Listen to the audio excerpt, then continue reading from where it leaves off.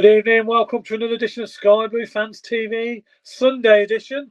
Wow, it's 5 double-doubles, yes, 5 double-doubles, yes, with that fantastic win at Bristol City yesterday. That made a fantastic weekend for everybody, I think. And long may it continue, we march on, still top of the league, obviously, and everybody else can just sort of try and catch us up if they can. We've just got to carry on with 2 important home games now coming up to get maximum points to just keep it going as long as possible. Now, we have got a special guest tonight. We have got David Johnson all the way from Arizona. We'll bring him in just a moment. We've also got Claudio and Jack, so we'll bring them in. No Miles or Vicky tonight. Unfortunately, they're still off sick, but we'll be back soon, hopefully. Good evening, Claudio. Good evening, Ken. How are you? I'm not too bad. Very happy after yesterday, obviously. Yeah. Do you like the 5th kit that we've brought out? I was about to say that's very flowery shirt you've got on there. Yeah, I reckon it's the 5th kit. It's my It's a special edition, is it? Special edition. I was going to say I've not seen that one yet. It looks quite good. Yeah, it's nice. Yes. What a great Saturday. Yeah, it's all everybody's had a spring in their step all weekend. I certainly did because I had hospitality tickets for Bristol on Saturday, and I enjoyed my stay up there. It was very good. I'll talk more about that later on. Let's bring in Jack. Evening, boys. Good evening. How are you? Are you all right? Yeah, still buzzing from yesterday. You were there yesterday. I couldn't see you, but I could see the away end jumping for joy when the goals went in. I must admit, from where I was on halfway line, it looked fantastic. Totally full and really, really loud as well. And the guy next to me, the Bristol City guy next to me, said, "Your fans are loud, aren't they?" I goes, "Oh yeah, they are. Been like that all season, mate." I think as an atmosphere goes, that must be one of the best I've ever experienced. It's got to be up there with Notts County away. Just the whole end, and even at half time when I went down to the loo, I've never seen a concourse like it. I mean, the concourse is only 2 meters wide, so you can't go anywhere. But that just means that the sound travels the whole concourse. It's unbelievable at half time. Yeah, it was loud all the way through the match, and all you could hear was the Cov fans. It's just brilliant. It's really good to see them when you're looking over. And I'll tell you a little story later on about when we got up and when we scored, and all the Bristol fans are looking at us because we were only Cov fans in there. There's only about 8 of us, and a few words were exchanged. But I'll tell you a bit more about it later. I suppose is the next away game the Swansea match then? Yeah, in Wales. Yeah. I mean, how much beer is going to be consumed before a 5:15 kickoff? And if we get a result there, it's going to be absolute madness. Oh yeah, it's going to be bad, isn't it? Yeah, absolutely. Yeah. Fantastic. Okay, let's bring in Alan. We've got Alan Johnson, special guest tonight. Good evening, Alan. Who? Sorry, Dave Johnson, not Alan. Where did they get Alan from? David. Yeah, Alan is just outside of the picture. I'm David. It's even written there. Good evening, Dave. How are you, mate? All the way from Arizona. I'm doing fantastic. Yeah, I'm on the the west of Phoenix. We're just after noon here. We're running at about 80 degrees in old money, so that's probably like 30 something, isn't it? I can see the sunshine in the background, the breeze, blows shirts. What's the sort of temperature there at the moment then? Yeah, I was going to say it's about we're in old money over here still, so we're about 82, 83, which is probably is that high 20s, low 30s? Yeah. About 8 in our money. Yeah, very nice. Right, okay. Tell us a little bit about yourself then, David. All right. Please, and tell me, because you've been a City fan for a while, and I know you're living out there. Yes, I have. My family originates from Glasgow in Scotland, and my dad came down in about 1960 to work for Roots Group. So I think that's part of the old Chrysler, if anybody remembers. And and all my family were born in Scotland. I'm the only English-born member of my family. So I went to school to Ravensdale, then Binley Park. So that got flattened in the 80s, I think. My first encounter with football, my granddad took me to see Partick Thistle against Alloa Reserves in Glasgow. And that was my first exposure. And we were asking, well, how do you get to the ground? They said, well, just follow the crowds. We ended up in Woolworths. So, and the first Coventry game I went to, 75, 76 season, I had a good friend of mine at school, and he said I go along with my dad in the West Stand. So I was invited to go along, and it was actually Norwich City at home. And the experience, I just got bitten by the bug. You know, I came up the steps in the West Stand. It was lashing rain, and I think it was late in the year, and it was quite dark. It was almost like nighttime. And what hit me was that green of the grass, the Canarian green, you know, the yellow and the green, the sky blue kits, and it just left an impression on me. And I thought, I wonder like if we score a goal here, I wonder if people will cheer. And the whole place exploded, and it was like a noise I'd never heard before. And I think it was Dennis Mortimer that scored the winner, I believe, before he went, if I'm right. And I think there was only about 13,000 in the ground at the time. Okay. So, yeah, so that's going back a few years. And then I continued. I was pretty solid home and away for right through till I left for America in 2000. So we used to go home and away, and again got the bug. I remember one trip up to Manchester City. I think it was in the FA Cup. We parked in Moss Side, and I remember there was no color there. Everything was grey slate. The only lighting was from the floodlights, and we were weaving our way through all these roads. They didn't even have names. There were passageway number 1, passageway number 2. Got into the ground, and I think it was Peter Bodak got the third goal while we were hanging on. That famous chip, wasn't it? Chip. That's right. It was. And I think that it might have been Haitley got one. Might have been Hunt and Haitley would put us 2-0 up. The kit we wore, I think we were the Talbot kit, and then there was this strange red paneled kit that they were wearing, and it was a perfect day. We won, and we got back to the car. The car was still there. It wasn't smashed up or anything, so we managed to get home. And it was I remember it was the working man's sports car. It was a Ford Capri. Nice. So yeah, and then another fond memory, and again it was like a Lowry painting. It was Bolton away. I think it was 1979. I think we had Wallace playing. Wallace hit the bar. But what really got me was you could see those floodlights. Again, everything was grey. It's like a Lowry painting, just that whole ambience of soccer in the north. It's pitch black at 3 o'clock in the afternoon. So just great memories. And we used to travel. One time we went to Nottingham Forest. My friend had a Moggy delivery van. There was no seats in it, so we basically were rolling around like peas in a tin. No seat belts or anything. Got in there, and I remember that one we played really well. I think Wallace put us ahead, and Forest equalised. We went ahead to 2-1, and then I remember Forest got a penalty just before half time, and then there were 2 late goals. I remember Birtles and John Robertson just tore us apart up the wing. I think we lost 4-2. But again, great experiences. And I remember one, we watched Manchester United at home, and I was talking to my dad. He would never go watch the City because he was a big Partick Thistle fan.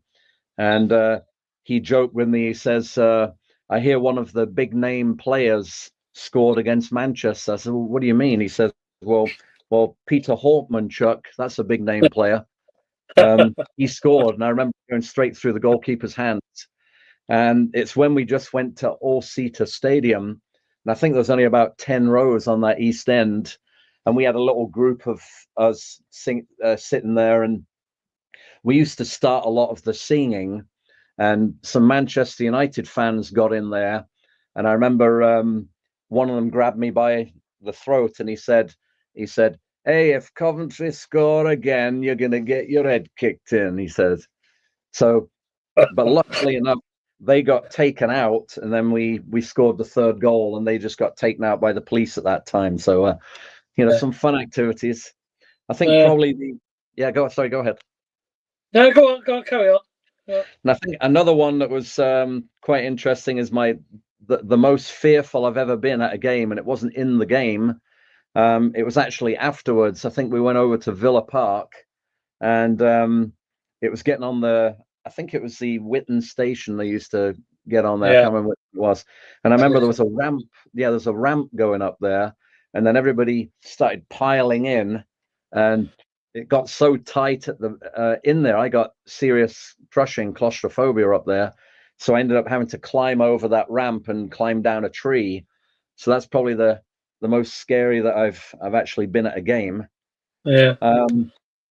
I suppose the most disappointed I've ever been. I mean, it's been up and down over the last few years, but definitely missing out on the playoffs, on penalties. That was a heartbreaking. In fact, I didn't watch the shootout because I couldn't bear to watch it. So I went for a walk. Then I came back into the house and I got the bad news then. And I really talk about feeling feeling really bad. And then again against Sunderland last year, the FA Cup robbery on the offside. I mean, just ups and downs, but it just makes the good times so sweet. So hopefully this is the year. This is the year we're coming up. Well, hopefully, mate. Hopefully, Dave. I mean, hopefully we can. You've got a vast experience there, quite a few ups and downs, like most of us have, and hopefully, this season's going to be very much up, and we get a chance to, win a trophy and parade it. Hopefully, if we can keep it going. Yeah, so, that'd be fantastic. And I did get to Wembley in '87, and when they were displaying the cup, it was at the Forum Bowling Alley is where I picked it up. So what great days. So that was special to actually win something there, and I used to always watch the cup final as a boy, and to actually look down to my left and then see Killer lifting the cup, it was just like a dream. It never happens to us. It's always somebody else. So wonderful times, and I suppose a couple of other little tidbits. I worked for Peugeot for about 10 years, 5 years in France, and the way to really get integrated into that culture is you don't phone home every night, you get involved. So I got a season ticket at FC Sochaux.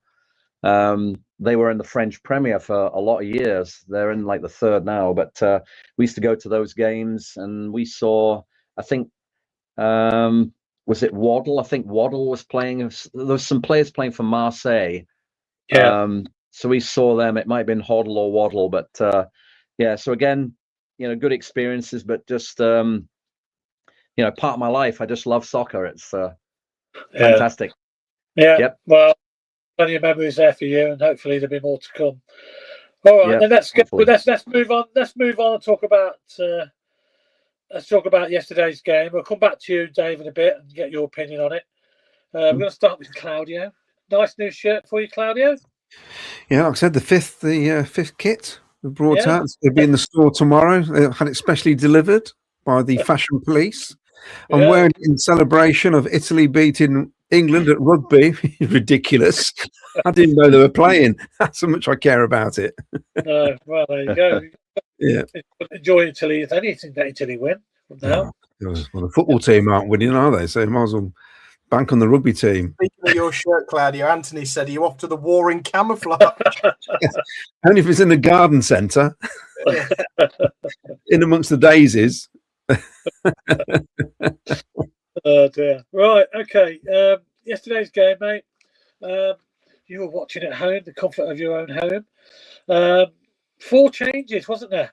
I mean, obviously the rumours circulated on Friday about Bobby Thomas and Verdoni, and possibly Frank being out. But there was 4 changes, so surprise to you or not? What surprised me more was the rumours getting out of the camp again. That hasn't happened for a long time, and it's happening more often now the last 2 or 3 weeks. As somebody's opening their mouth, and I can't see how that's going to be of any benefit to Coventry City Football Club. Why would you want the opposition to know who's in and who's out 24 hours before the game? And what are they doing out in Leamington? I don't understand that at all. It's to me that is an absolute stupidity by the two players to be seen out and about. Oh, You know, yeah. You've got to stay undercover 24 hours before the kickoff, surely, if you're not playing. They obviously didn't travel down with the team, did they? Well, but as soon as you knew they weren't there, because people already said, well, they're already down there, so they're obviously not playing, are they? Yeah. So that was poor. So obviously then it's Wolfenden's got to come in, or Kitchen, and he went for Wolf.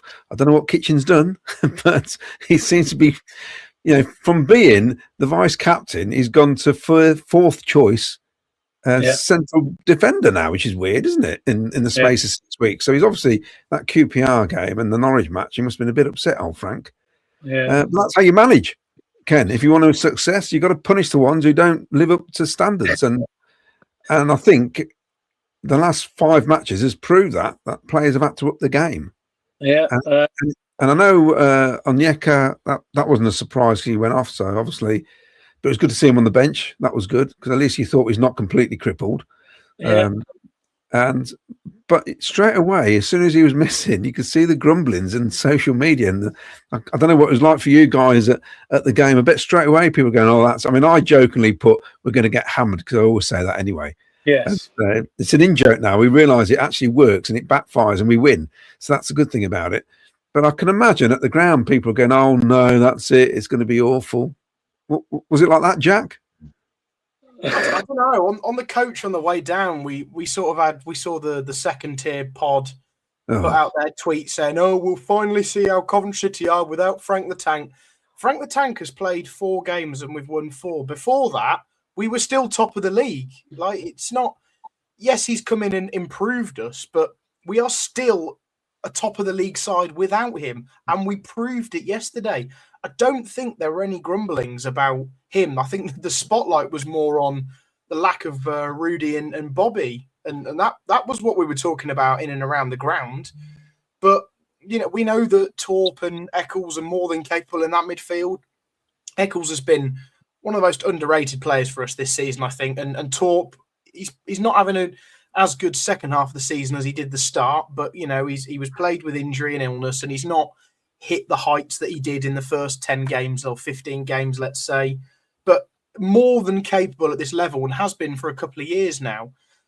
Latty, obviously, we'll come on to the red card, but Latty has proved recently he is good enough at this level, and he's proved a lot of people wrong, myself included.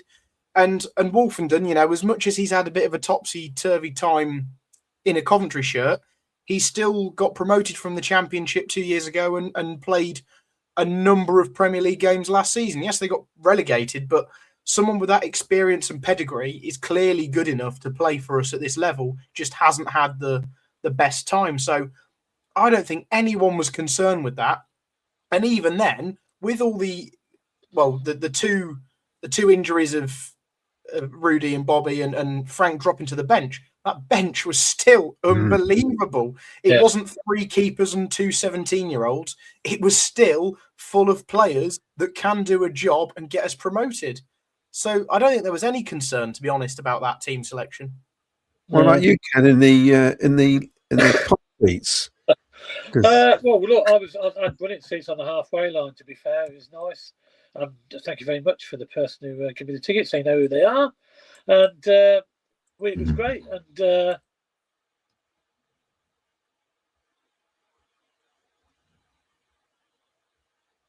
we had rumours coming out. We were on an away game. We found out that Thomas and Kitchen were out injured that time, and Latty and the Wolf came in, didn't they? And they did well, to be fair, against Southampton. And I thought it was going to be all that again. But to be fair, yeah, I mean, they did a good job. I'm surprised he brought the Wolf in instead of Kitchen, but you've got to give the Wolf a chance. He hasn't really had much of a chance, has he? A good run in the team. He's had the odd appearance here and there, but it'd be nice to see him get a good run in the team. Maybe it's his chance now to get his feet under the table and try and get a run of games together with the suspension now of Latty. So I thought Eccles in the middle and Torp, they did okay. I was disappointed that Frank didn't start. I thought Frank the Tank would have started, but I can understand him giving him a rest, because he probably took a little bit of a knock, and it might be beneficial with the games coming up to give him a bit of a rest. So yeah, well, I was quite happy with the team in the end. I thought, as you say, the bench. There's so many options on the bench. I mean, we could have played Asante. There's quite a few options there we could have played, isn't there? Really. So, yeah, it's brilliant to have a strong bench, and for the team that he named to come in and do such a good job, and keep a clean sheet again. It was brilliant, and I say it was a great view from where I was as well. So I enjoyed it really good. But let's ask Dave. Dave, what's your view on the team selection first? What the changes? Do you think Frank got it right? Obviously, he did, could have got a result, but were you surprised? No, I think with the injuries, I mean, that was a logical way forward. I mean, I see it being a squad game. People just have to step up, and we have to have confidence in who goes in there. I think the team spirit's good enough that we'll come through. I mean, the only area which maybe we lacked is that little bit of unpredictability from Rudoni. With the skills that he has, just to open up the defenses. I think that's maybe what we missed. But I mean, just having the goalkeeper Rushworth there. I mean, it's been years since you've got confidence in a goalkeeper like we've got now, and I think that's a key point. So no, I think the team selection was probably what I expected. And again, it was good to have Frank come on, and that he hasn't got anything too serious. But I was surprised about Rudoni and Thomas, because there was no word of any injuries after the last game. It came completely out of the blue. Well, I say Frank never mentioned it in his press conference, and he tries to keep, obviously, because he didn't want to give the opponents any advantage. But we were hearing rumours here on the Friday night that obviously they weren't playing. So and then it came true in the end. So what is good is I'm seeing Frank Lampard. I mean, there was a little bit of criticism earlier in the season about him able to adapt to the conditions, Plan B. But I've seen some great tactical tweaks as the circumstances have arisen. He's been able to react, and I think he would have done yesterday had we not got that second goal. I think that really changed the team talk a lot. Without a doubt. Without a doubt. Then I don't mind as well. I know under Robbins there was a lot of the playing out of defense and your heart's in your mouth as that's happening, but I've got no issue with somebody playing it long, because that's we got people that can run to the ball and cause problems, and it's a safety first. And I think with the 8 points lead, or now down to 5 that we've got, I don't mind a more cautious approach. We don't have to win every game 5-0 like we did earlier. No, quite agree. Claudio, okay, shall we just quickly go for this first goal? Can I do comments, Kane? Because I was just go on, do the comments first, because they are piling up, mate. Then we'll come and discuss the first half. Ellis James, even all, I'm at work, but quick question for when you read them out. I'm going to happen and we go up, but who will generally have tears in their eyes when it's officially announced? Well, hopefully we'll be at the ground. Stoke, to be honest, I thought it was happening from that winner against Stoke.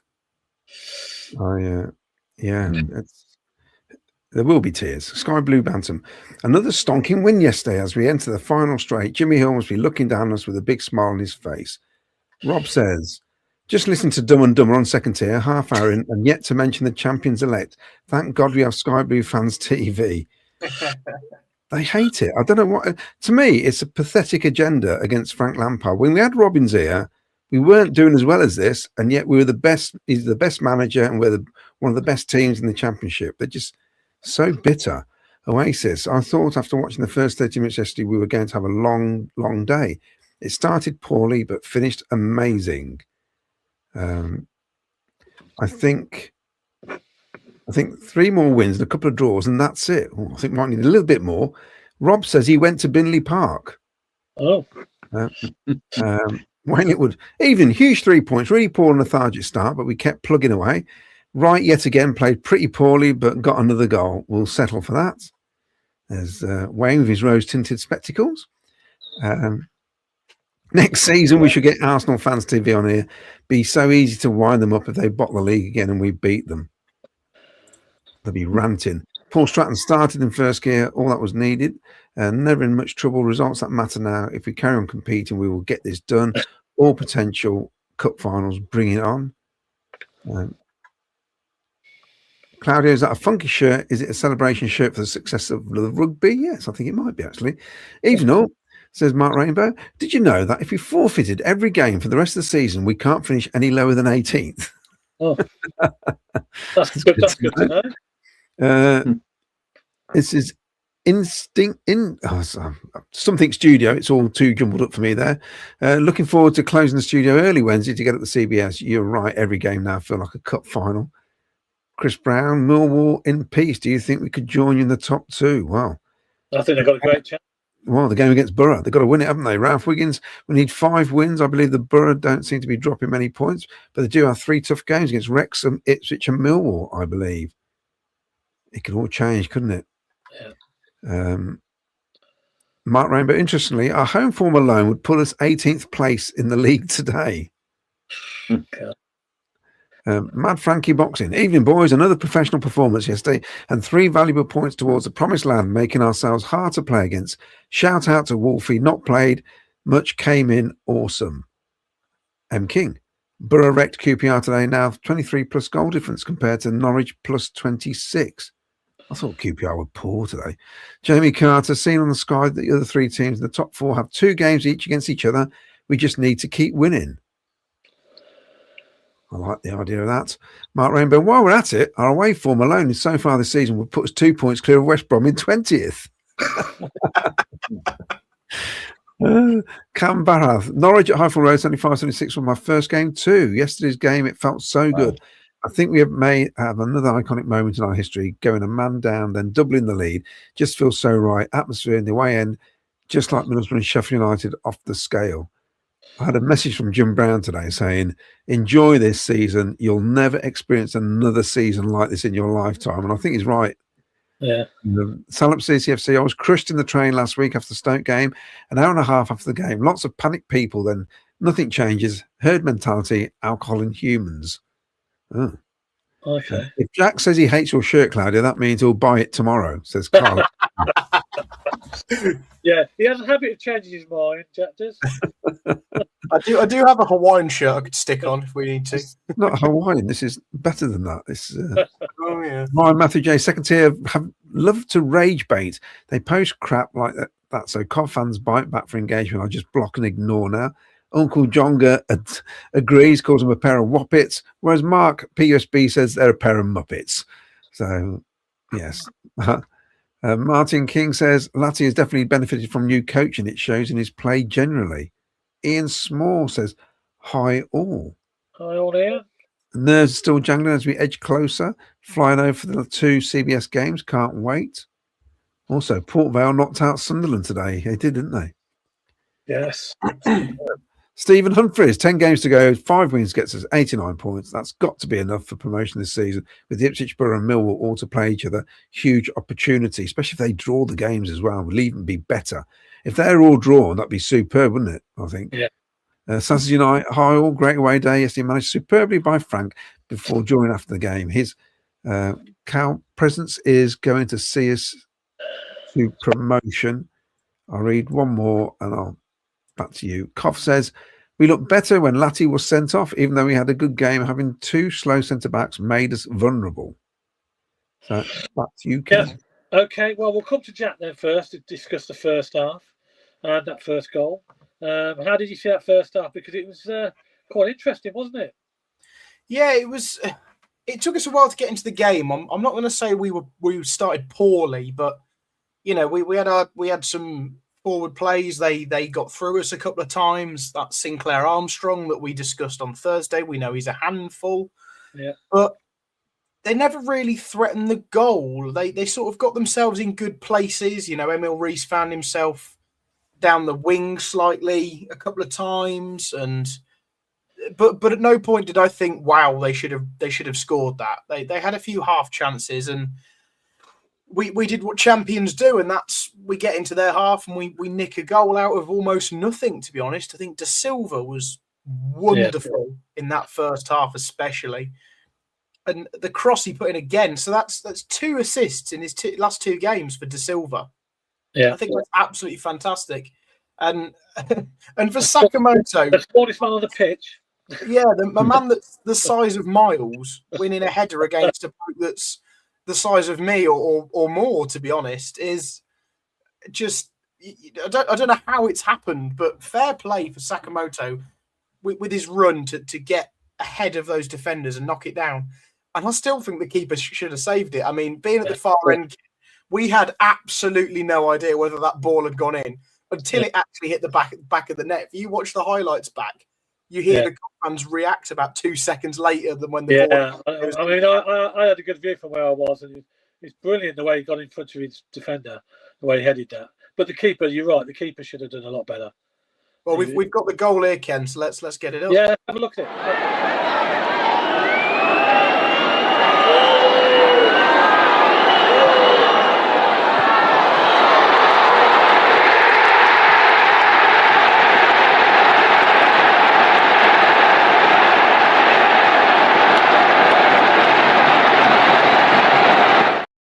Yeah, you can hear that little delay. Yeah, exactly what I mean. We just had no idea that had gone in. But you can hear the boos from the Bristol fans. I mean, we could hear some. We could hear some in the away end, but hearing it on the video, it's shocking that they were really unhappy, weren't they? They weren't very happy at all with some of the play. They weren't happy with the manager either. I don't think with some of the players he played should have been playing, who shouldn't have been playing. Okay, then 43 minutes then, Jack. Send it off. Yeah, it looked... I'm not going to blame Latty. I'm not going to blame Wolfie. I know people are trying to assign blame. It's one of them that it happens. It's a game of football. Sometimes things don't go your way. Bit of a sloppy pass from the Wolf. Latty doesn't control it very well. The striker's on his toes. And it's just a coming together. It is a goal-scoring opportunity, denial of a goal-scoring opportunity. So it's a red card.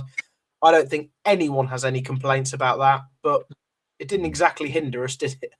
No, it didn't, and we had no complaints from where we could see it perfect. He's got to go. It's got to be a red card because there's nobody beyond the defender at all. It was just it would be so bad if the fullbacks were coming back and there's a man back. You might have had a call for a yellow card, but there's no chance. He would have been clear through. But I mean, he still had a lot to do, didn't he? Because he's quite a long way from goal. Oh, long way to go. But your last man, it's a red card. That's the rule. Yeah. And what we do have is the fortunate of when obviously Brandon got done, it was violent conduct 3 games. When Bobby got done, violent conduct 3 games. This is just a denial of a goal scoring opportunity. It's a 1-match ban. So he is available for selection to be back in the team against Saints next Saturday. So it's only 1 game. I'm not concerned, even if we do have a horrific injury of one of the other 2 centre halves this week. We've only got to manage 1 game, and that is the absolute positive thing that we've got from this. Yeah, that's good. Okay, well let's move on to Dave then. Dave can tell us about that second goal, Dave. Yeah, again, which I thought came at the great time, really, because going 2-0 up made a difference. Yep, it did. I mean, that changed the whole team talk at half-time, that's for sure. So, again, Hadji actually missed a simpler one prior to that. Oh, I was pulling my hair out. When he threw there, he should have scored. No That's right. Oh, he should have done. He should have done. And I remember, I mean, this is going back a few years. Do you remember Jim Melrose that used to play for the City? Yes.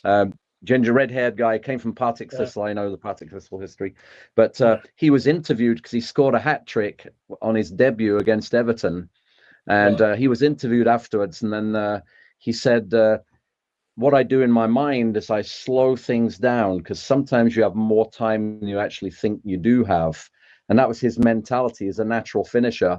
And I think Hadji is a natural finisher, and the fact that he is a little bit laid back can sometimes go into that same vein as the example with Jim Melrose. You know, he does tend to see what options are, and he's clinical, but then he has those other extremes, you know, where he snatches. There's really two extremes with Haji Wright, but he's always going to score goals. So again, a great finish. I mean, I thought the defender was in front of him, but somehow he was able to get his foot around and then get control of the ball. And then a great finish across the goalkeeper. It was a fantastic finish. Yeah, at that stage, you know, 2-0 going into half-time, brilliant, because the team talk changes then, doesn't it? Because you got that 2-goal. Exactly. So, Claudio, do you want to go for comments again, or do you want? You know, we're coming to the second half, yeah. Well, I've got a lot to say about the first half, to be honest. Well, go on then. Yeah, 'cause I know you've normally got a lot to say, but I'm trying to keep. Well, I was writing notes while I was watching, as if I was sat next to Frank.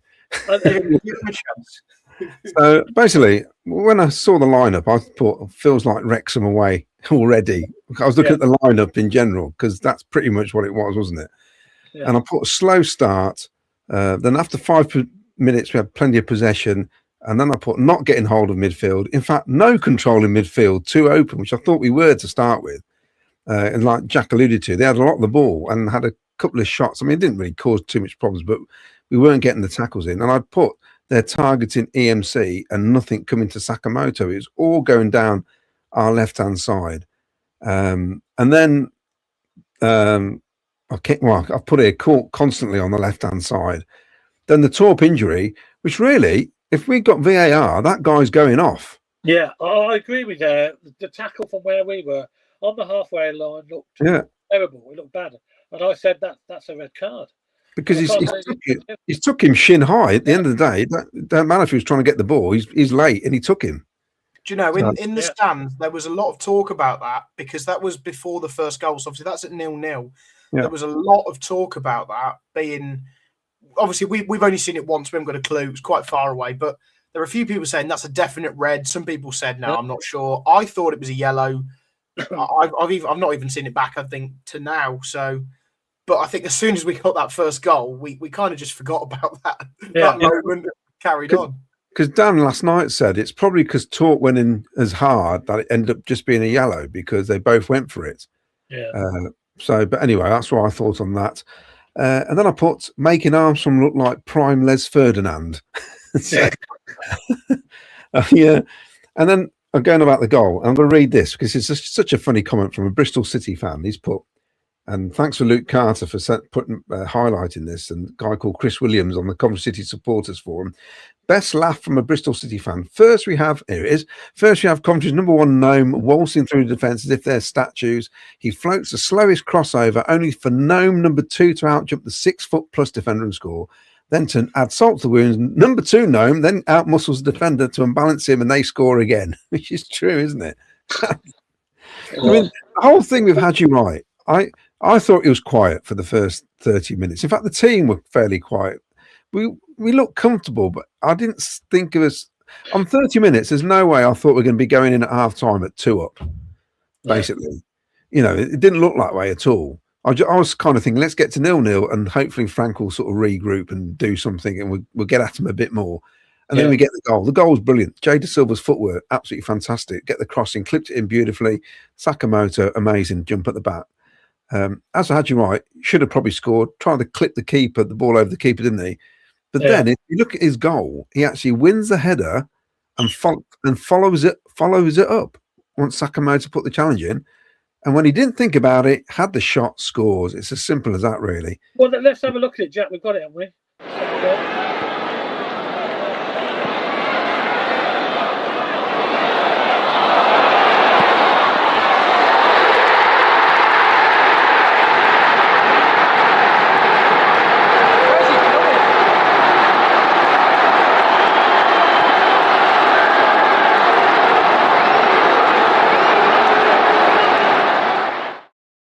Just as you described, Claudio. Brilliant. Yeah, and no extra touch. He just got the shot away.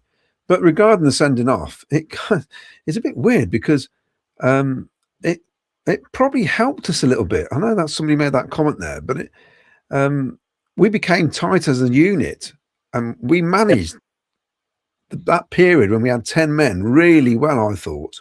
Yeah. going into the second half because we're basically 2 banks of 4, weren't we? And it was working really well. So, and you allude to the start of the second half. Fair play for them to change it quickly. I think at Southampton we waited too long, didn't we? They equalised. Yeah, Changed he bought Kitchen on, didn't he? He bought Kitchen on and Bidwell. Yeah, and Bidders, for someone who's not done a lot recently, headed everything away, cleared everything, and we've seen it with other teams against us. You know, when you've got 10 players, sometimes it is easy just to sit there and just boot the ball away. Yeah.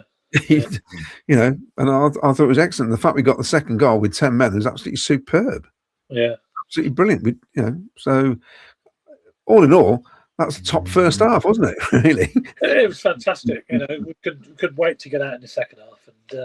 And I'll tell you a little story now. When I was in the hospitality area, and we got obviously when the second goal went in, and we were cheering. There was only probably about 8 of us, and we got a few bad looks.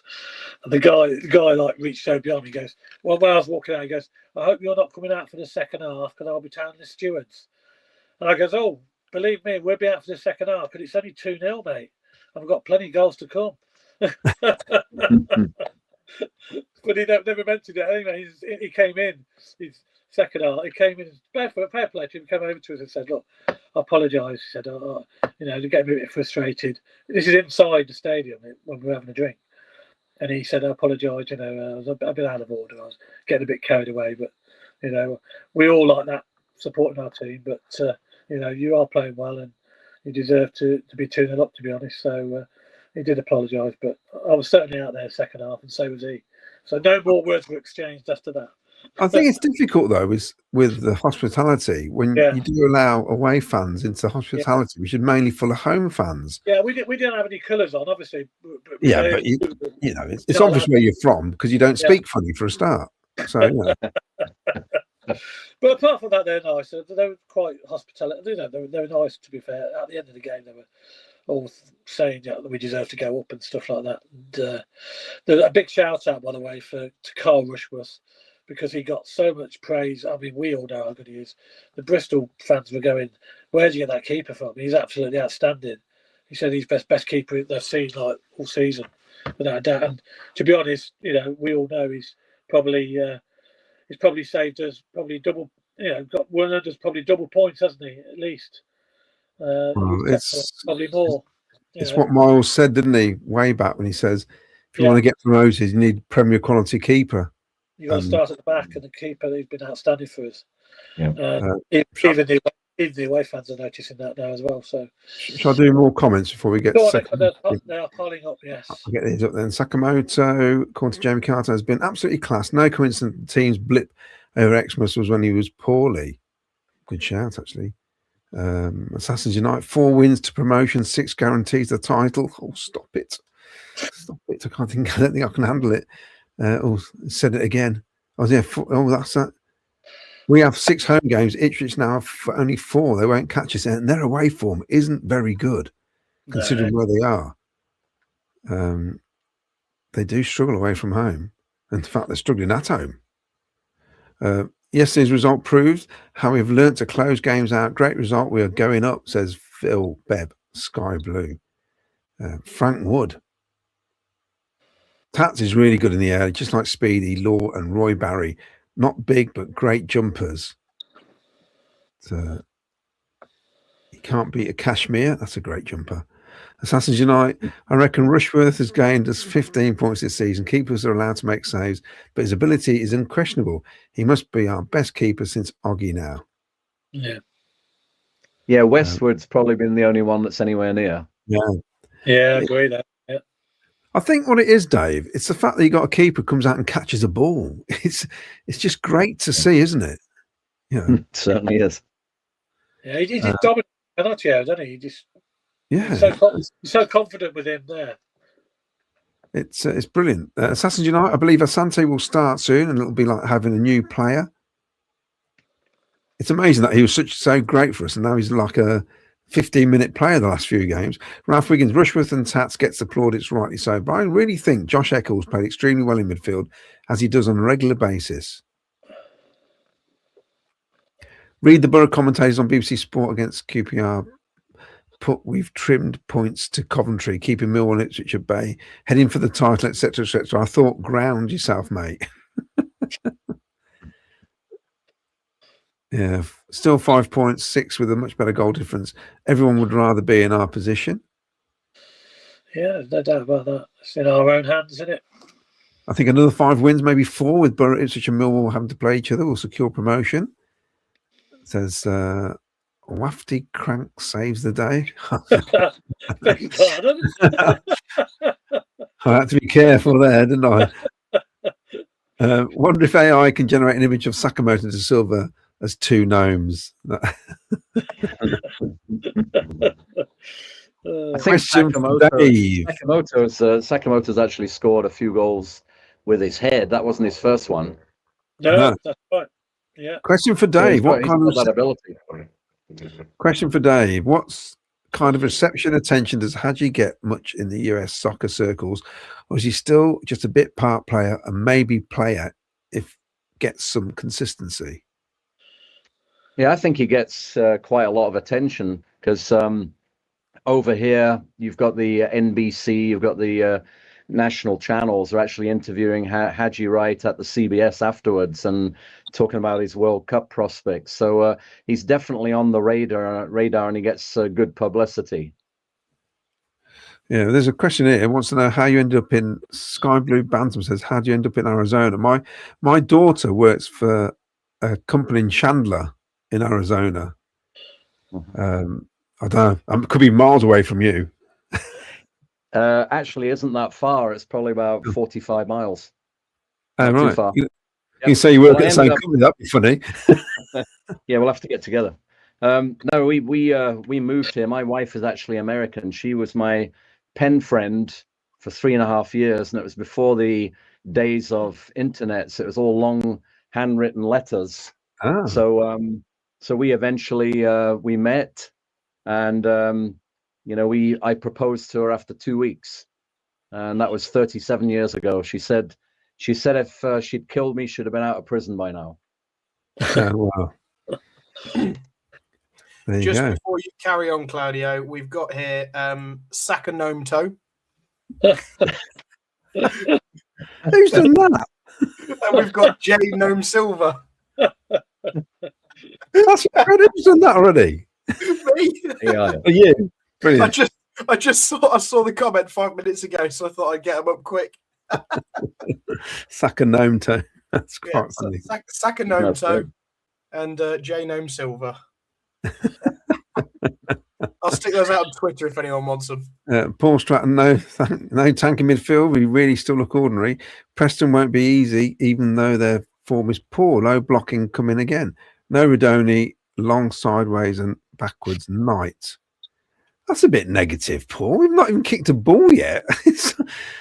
I think, horses for like I said, I don't care about sexy football now. I want sexy results. I think Tats has been briefed about not heading to the corner and how volatile the Bristol fans could be. He did a 180 and headed to the centre line. Oh, that's interesting. Be lovely to get Rushworth permanently. I feel that we'll hold on to him and cash him big time. Gavs to the ground. We've got a keeper who can make saves. Yes. Back to you, Ken. Okay, all right. Jack, we'll carry on this chat about the second half. Obviously, came out 2-0 up, and not long into the second half, it was level 10 men against 10. Yeah, well, obviously, I think we previously we've dismissed Lampard as someone who's been able to manage a game, whereas Dave's shirt's just gone behind him. Yeah, it's my Granada one as well. I hope it's not a bad omen. That one, Dave. Hopefully not an omen. We've dismissed Lampard saying he hasn't managed a game or his subs were a little bit late. Over the last few weeks, he's been very good at it, and the fact that he put Kitchen on straight away as soon as the first red card happened, sacrificed EMC, who's notoriously our least defensive player. And then at half-time, he went, I'm going to go to a back five instantly. Like Claudio mentioned, we did it too late at Southampton. Birmingham was irrelevant. So I'm going to do it now. And he put Bidwell on for Sakamoto. We played a back five. We played 3 across midfield, so almost an 8 holding everyone back. And then Haji Wright up on his own. And at that point, I thought, yeah, we're going to hold this out. Even when we got the second goal, I thought, well, I feel like we're going to more likely to score than they are in the second half. But we just shut up shop, essentially. We didn't park the bus. We didn't give up. But we managed the game very, very well. We reacted to the Bristol ongoings of their red card and their subs. You know, he put Sims and Onyeka on and a bit later on. But as soon as they got their red card, that was the game done and dusted, in my opinion. And I think the entire away end felt it. I mean, we had a big, long chorus of cheerio, cheerio. The bloke had already gone. He'd gone down the tunnel. He made the foul, looked at the ref, walked off. But he'd already been booked. It's a yellow card all day. He knew it. But we're singing cheerio. I'm saying, who we saying cheerio to? The bloke sat in the changing room already. He'd gone. And yeah, it was just a party from there. Was a couple of chances, weren't there, Jack? De Silva, I mean, he should have done better there, shouldn't he? Gnome Silva. J Gnome Silva, yeah. Look, yeah. I think the bloke had a class game, and when he appeared on that far side, I'm going, it's in. I couldn't believe it. He had so much time. It was so bad. I mean, he ironically, he could have cut the ball back to Sims, and Sims would have had a tap in. But then again, Sims had one where he was quite close to the byline. He could have cut it back to Onyeka. But we won the game 2-0. I'm not concerned about these things. Yeah. No, could easily have got a couple more goals. Dave, how did you that second half? Frank Lampard managed it well, as Jack said, didn't he? Yeah, I agree with what's been said. I think it's always good to have Sims to put on as an impact sub. You know, he definitely is going to get involved, especially if we're trying to clear the ball. So I think he came on about the right time. I thought the sending off was fair. I mean, I watched it a couple of times and I thought since they both went for the ball, maybe it wouldn't be given. But when you watch it a little bit more clearly, you know, there's a lot more danger from the Bristol player. Yeah, with the height of his feet, especially. But yeah, one other thing I noticed. I mean, De Silva was fantastic. You know, all through the game, you look at his ball control, his crossing. I mean, he's he's so tight. And I think when you've got a lower center of gravity, you're able to turn really well. And I think he's shown that. You know, he was very good, and he's very highly thought of by the Bristol City fans. I was watching a couple of YouTubes afterwards, and there was a Bristol fan talking to him after the game, and even last year trying to get autographs off him. So he was very well thought of at Bristol. He was, yeah. Because I did see it afterwards. Actually, he was chatting to a few Bristol fans down on the touchline by the tunnel, where he's obviously well thought of. But yeah, that second half went well, and Sims could have scored as well, couldn't he? Had a chance. Mm-hmm. Yep, he did. And I mean, I was fairly comfortable after the 10 versus 10. I was comfortable then, but I was nervous, you know, just after half time still. Yeah, and it was just great when that final whistle went eventually to have 3 points in the bag again. And Claudio, other results went forwards, didn't they, as well? They did. Good old Leicester. Yeah, good old Leicester. And they got away with the penalty at the end of the game as well, which is great. I haven't seen that. It's a bit controversial, wasn't it? Well, yeah, fair play. We should have had a penalty against Ipswich. We didn't get it, did we? No, exactly. I was going to say, from what goes around comes around. That was never a pen in a million years. You know, yeah, exactly. You know what? In some ways, we're probably lucky we're playing Bristol City yesterday, because even with a man less, they didn't threaten a lot in the end, and they ran out of ideas quite quickly, and they've been struggling. And like Sam said, he didn't expect much at all when he came on the show last week on Thursday, did he? He didn't expect him to get anything. And once the guy got sent off, that was it, game over. The frustrating part was the fact we took both our wide players off. When he went to 10 each, you could. And yesterday we could have had shame kind of rotating subs and bring them back on again, because that'd have been fantastic. We couldn't really stretch the game, could we? Then with what we had on the pitch. But I thought, I mean, he did bring Brandon on, didn't he, later on? So yeah, well, he did right. The substitutions were at the right time. Just kept killing the game, basically. and was it 7 minutes he added on at the end? 7, yeah. Yeah, and I thought it's interesting when we scored the second goal with. I'll put this up because this is something that Dan spotted yesterday, where he said it was. What about the Bristol player joining Hadji's goal celebration, getting salty? Is where Matt Grimes got them all in and basically dragged out the celebration so they couldn't kick off because he knew it's half time's coming. So as soon as we kicked off, it was half time. Very clever. Yeah. Right. But you need that. We need that now. We need to be clever and manage this next 10 games. And I thought if they can manage the rest of the season, how they manage that second half from the sending off, we're fine. We'll be fine. And we could have easily gone, okay, let's just throw caution to the wind here and get more goals. But what's the point? Because it's 10-10. That could soon become 2-2. There's no advantage anymore. It's apart from the fact you got the 2-goal lead. It can still turn, can't it? A game. We know that it's happened to us before, and we've done it to other teams as well. So you just have to be sensible, basically. And I thought, perfect. As for Jay Silva, would have been my man of the match had he scored because. I thought when he's there, I thought, come on, Jay, this is your moment. And you can see who hasn't scored since forever, I think. It's a shame he didn't go in. And I'd also give a shout out for Bidwell. He came on as well. He hasn't played much this season, has he?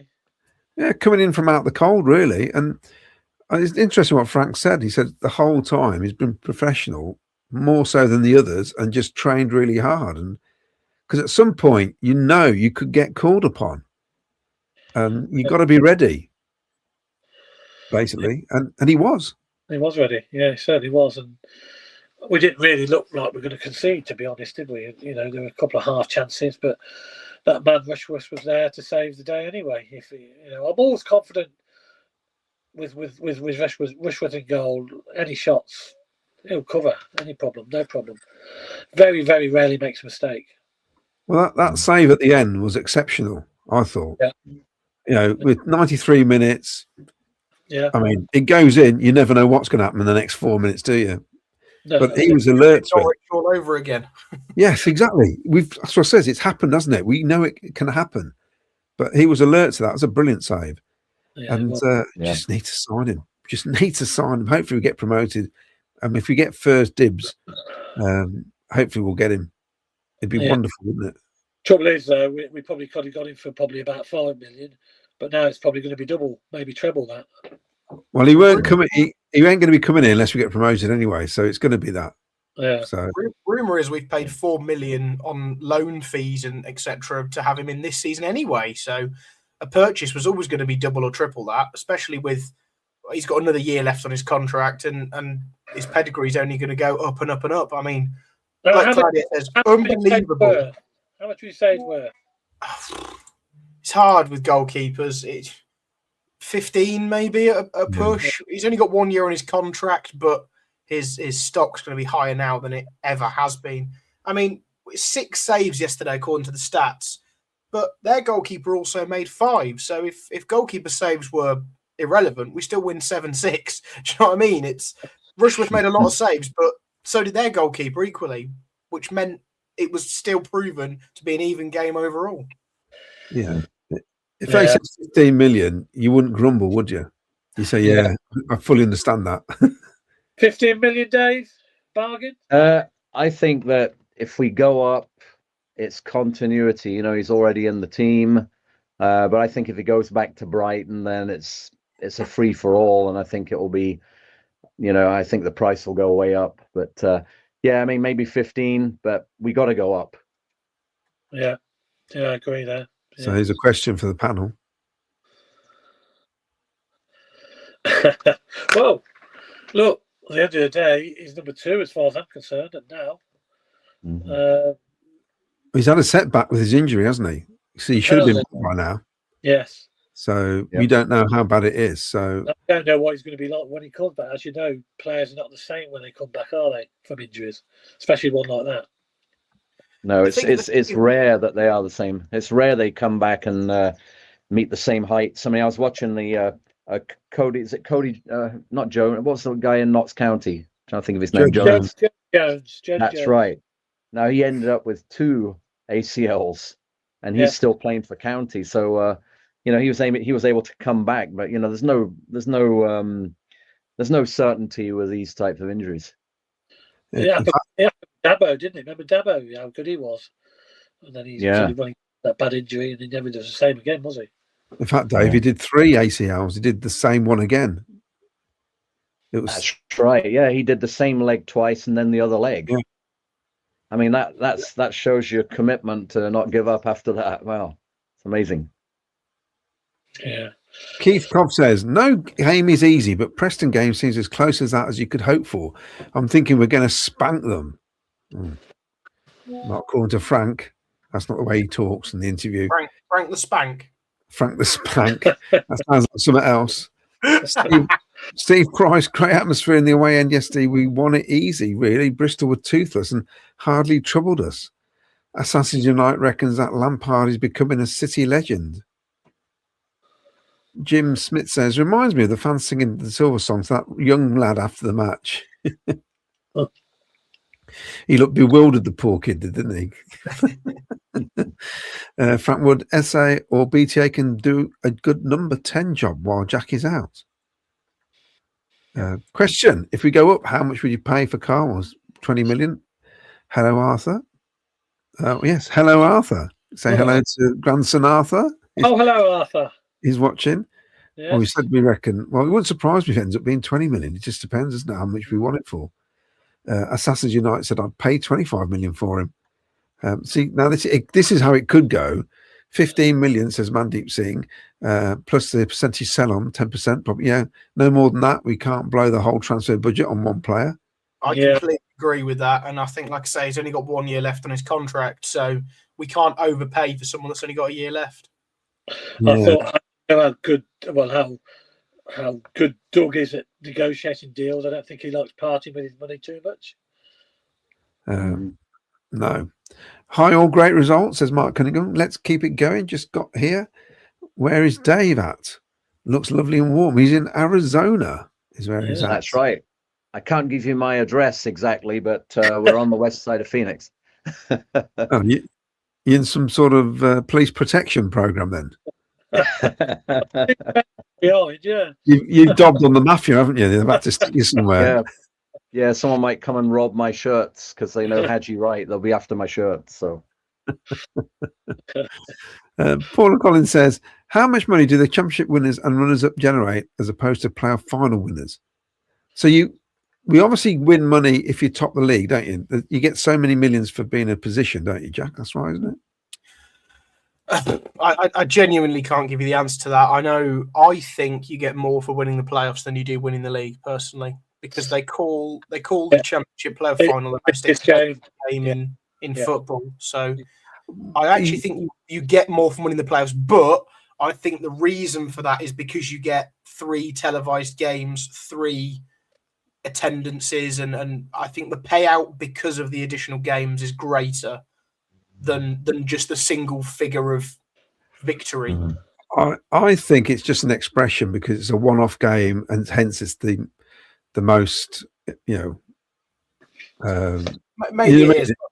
I don't know what the actual hard numbers are. We know the playoff final goes up every year and it's 180 million, 200 million in that sort of region, but no one actually knows what you get for winning the league. But you get 120 for going up, and it gets to 200 because it's the 80 million you get for when you come down, basically. So you all get the same going up, apart from where you are in the league. So if you finish first, you get so many millions. You finish 6th, you get so many millions.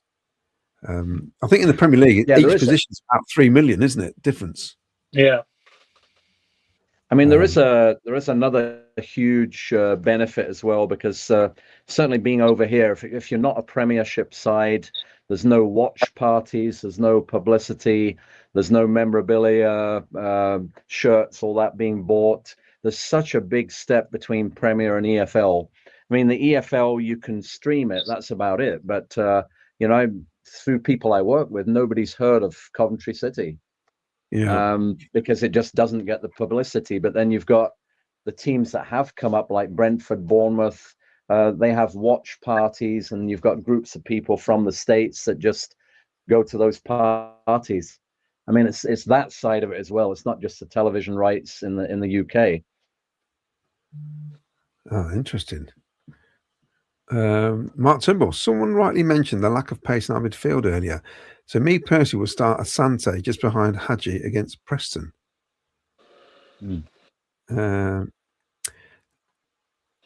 Craig Robinson says, Mandeep Singh, if Cov go up, I think the whole transfer budget will be 10 times what you're saying. We need to spend close to what we earn from going up, as we will be fighting for every we'll be fighting for every single point, but it's going to be made even more difficult. 2 points a game would give us 96 points, which is less than our average for the season. We'll drop points in the final 10, but we're fully focused now, and finishing line is nearly there. John Murch says, personally speaking, keep this squad together, add 2 or 3 quality players in the summer, and Coventry are more than capable of finishing mid-table next season in the Prem at least. So, question here for us all then. Hi, guys. Who would you pick now Latty has that red card? Kitch. Yeah, well, it's got to be Kitchen to me. Kitchen, yeah. There's no choice, is there? Not really. No. You can play you can move Bidwell across, but it's not. You don't want to do that. Bidwell works as a left centre half in a back 5. Doesn't in a back 4 to me. Yeah, Jamie Carr says Preston were awful on Friday night against Oxford. I'll leave it there. They have been terrible, but I said they'll turn into Brazil on Wednesday night, typically. Keith Dennis, any inside intel from Kent, the injuries to Rudy and Bobby? Are they out for a while?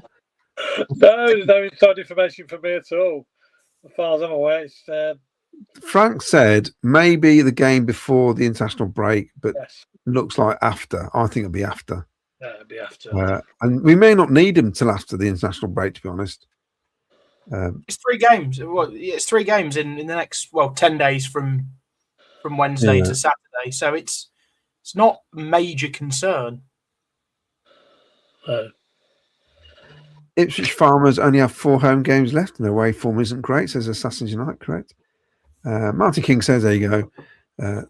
Both out for 3 games, both with calf injuries. Paul Stratton. Will Frank be brave enough to start BTA for Rudy? We need a goal threat at home. Our midfield from yesterday, very safe. We need to get on the front foot from minute 1.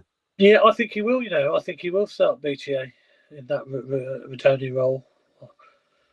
Well, either that or I think BTA. I think BTA, to be honest. Yeah. Yeah, I agree with that. I think Asante's itching to get going. He's had an interruption, and he was playing well. I think he's itching to go. Just give him a chance. And with Essay, he's technically good. He can unlock a defense. But I think for consistency, I think Asante is who you need in there. Yeah. Got to mention Grimes giving Scott Twine a mouthful at the time of the medical emergency. Now I'm watching that on the telly, and obviously you guys are there. Yeah. And it was quite clear on the telly. They said the commentary, because it was Rob Gurney and Oggy.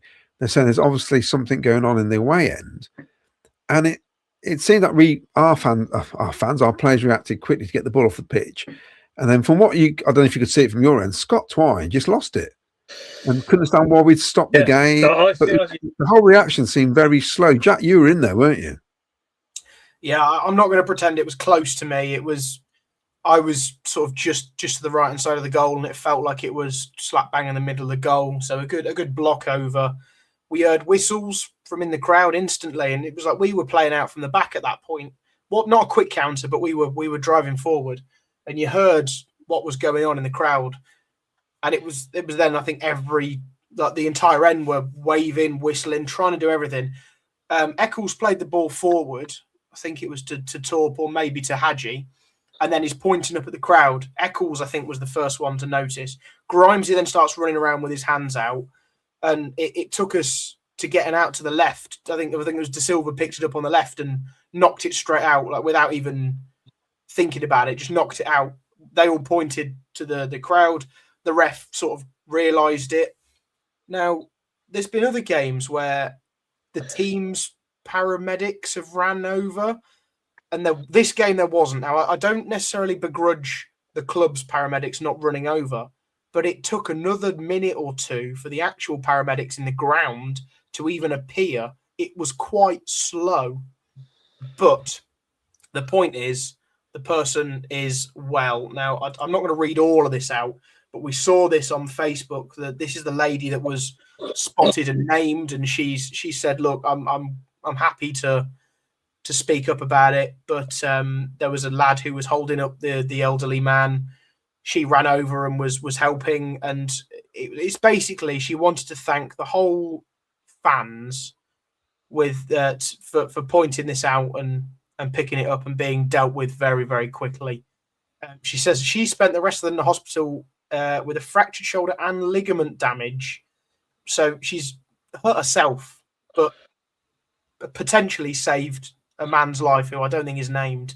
So absolutely fantastic news that this person is well, will be returning to the games, as will Kelly. So big thank you to Kelly, everyone else involved, and obviously the whole away end for alerting the players and referee to the issue. Yeah, and I'll add to that. From where I was, we could see people like signalling for the game to be stopped, and the play was still going on. So the referee did take a minute or so before he realised he was pointed out by the players that there was an issue in the away end.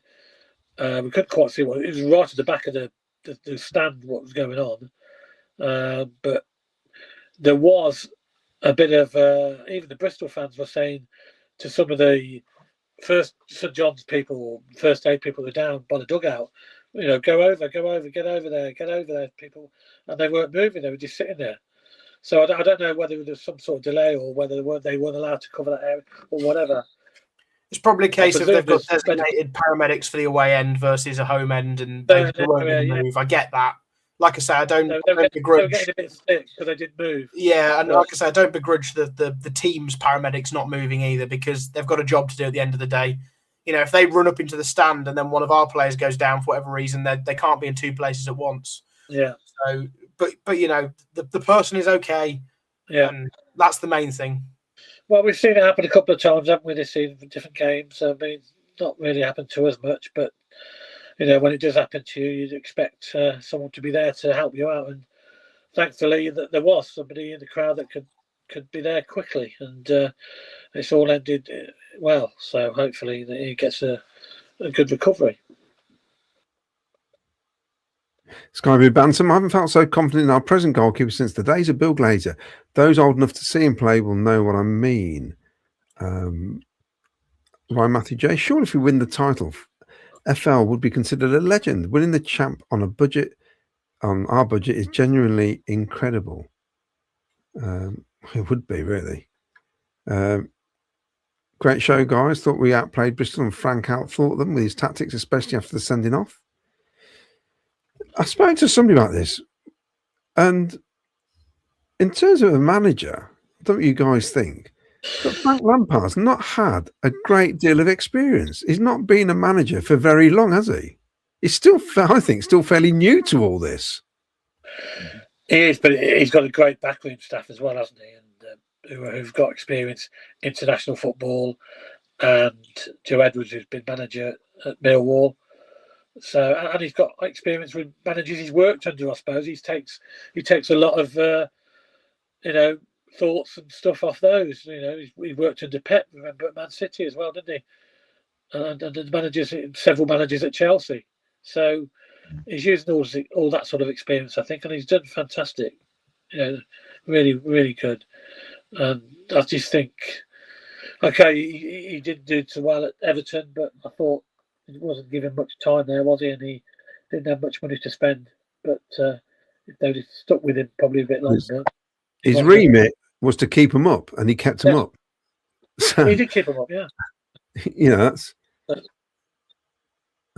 King Carlos. I've been so impressed with Eccles lately. He's been so positive, winning tackles, moving the ball forward instead of passing it back like he used to. Mark Rainbow says, question: would you take Rushworth on loan next season if it was on offer? Yes. Yeah, definitely. Yes, definitely, without losing him. Yeah, I mean, if it comes to it, we have to loan him. Then yeah, Because then he'd be out of contract the following summer and he'd be able to be picked up for free, potentially, if he's not signing a contract elsewhere. So that's a no-brainer. Yeah. Dave Sports Photo says, Jack, the playoff finals called the richest game because your Prem bonus comes down to that one match. No other reason. I've been looking forward to the return game against Preston since December. Draw. The amount of comments from Preston fans at the time was one of us being bottle jobs and them doing us in the playoffs. I desperately want a cricket score against those northern dimwits. Well,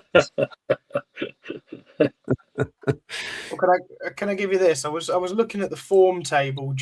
I know they've been obviously in and around the playoffs earlier in the season, and they've fallen away a little bit. I didn't realise how bad their fall away is. So obviously at the moment they sit 13th in the league, so they're now in the bottom half.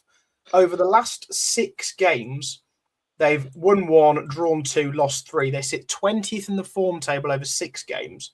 But in the last 10, they've still only won 1 game, 3 draws, 6 losses. That has them 21st in the form table. The only teams below them are West Brom, Leicester, and Sheffield Wednesday, who are the bottom 3. So they are currently on form, the worst team outside the relegation zone in the division. It's one of them. We're unbelievable at home. They're shoddy. I mean, over the season, their away record isn't bad. It has them 11th across the entire season. 5 wins, 7 draws, 5 losses. But like I say, their last 10 games, they've only won 1, and that was at home. So it means that their away form did have them in the playoffs until recently. They've had an absolute fall off. So as much for them calling us bottle jobs, they've bottled the playoffs, and they only just survived last year.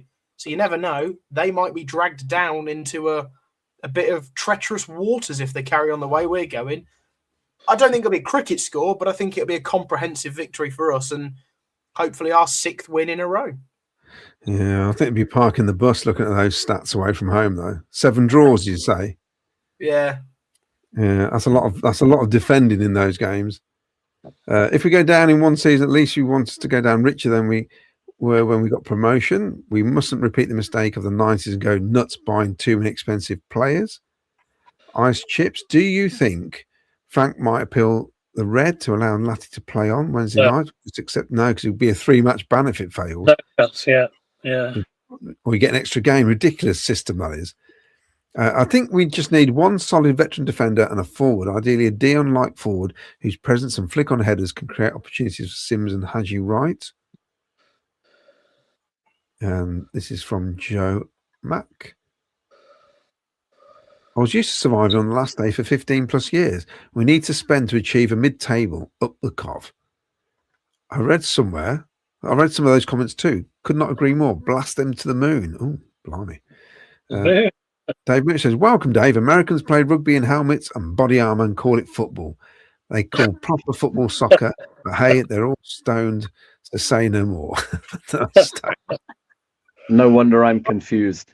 But for years, we actually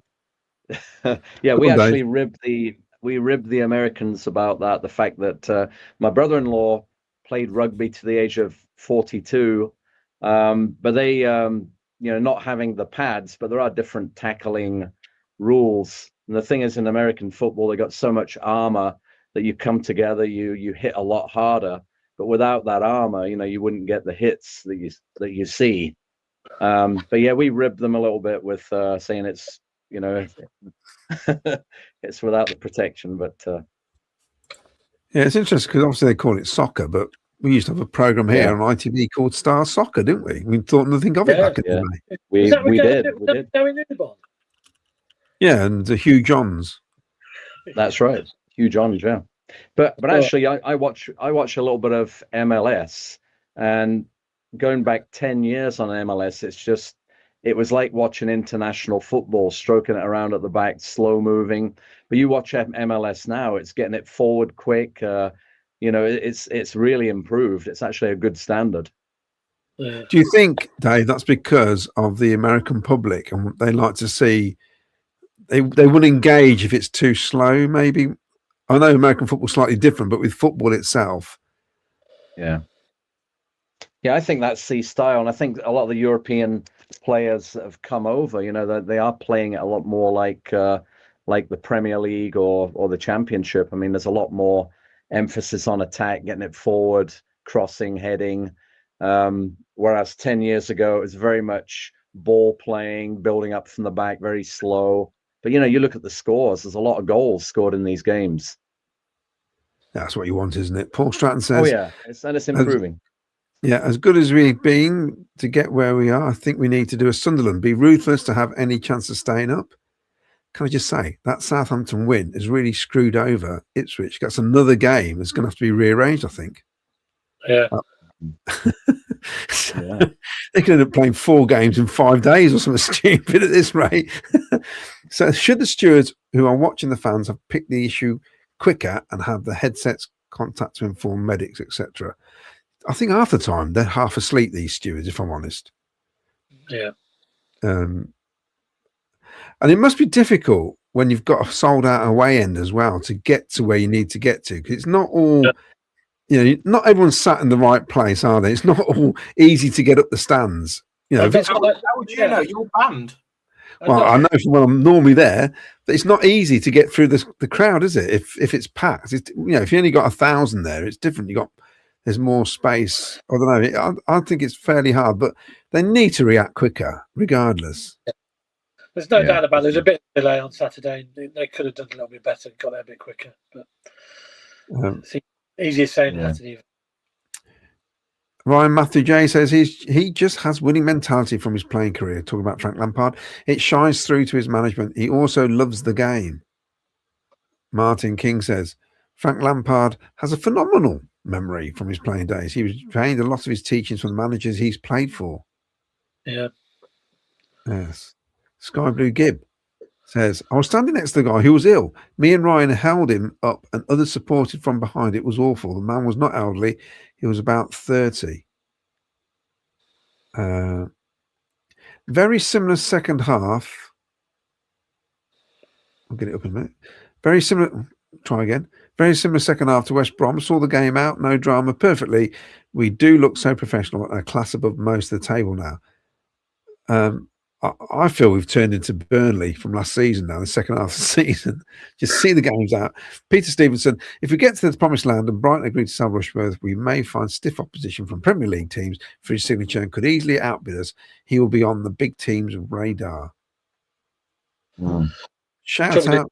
Yeah, when you say that, sorry, about big teams, is he going to go there as our number 1 or is he going to go there as a number 2? Well, we don't know, do we? Laura says, shout out to David Johnson. No number of miles could keep him from CCFC. Love your Coventry family. That's my niece, by the way. She's a big fan. Oh, brilliant. Brilliant. Mark, PUSB, I want us to school that bloody Wrexham Hollywood club. I can't stand them. Hope they don't get promoted. You know what? They're whining, weren't they, about the VAR, the goal that disallowed. It's offside. It's offside. I'm sorry. That's the way it is. And then some people complaining that the guy should have got red carded. Well, yes, he should have. It's almost like just because it's Wrexham, they can't have things go bad against them. Yes. Yeah. Anyway, that's my little rant about Wrexham. Do me in. I haven't watched one episode and never will.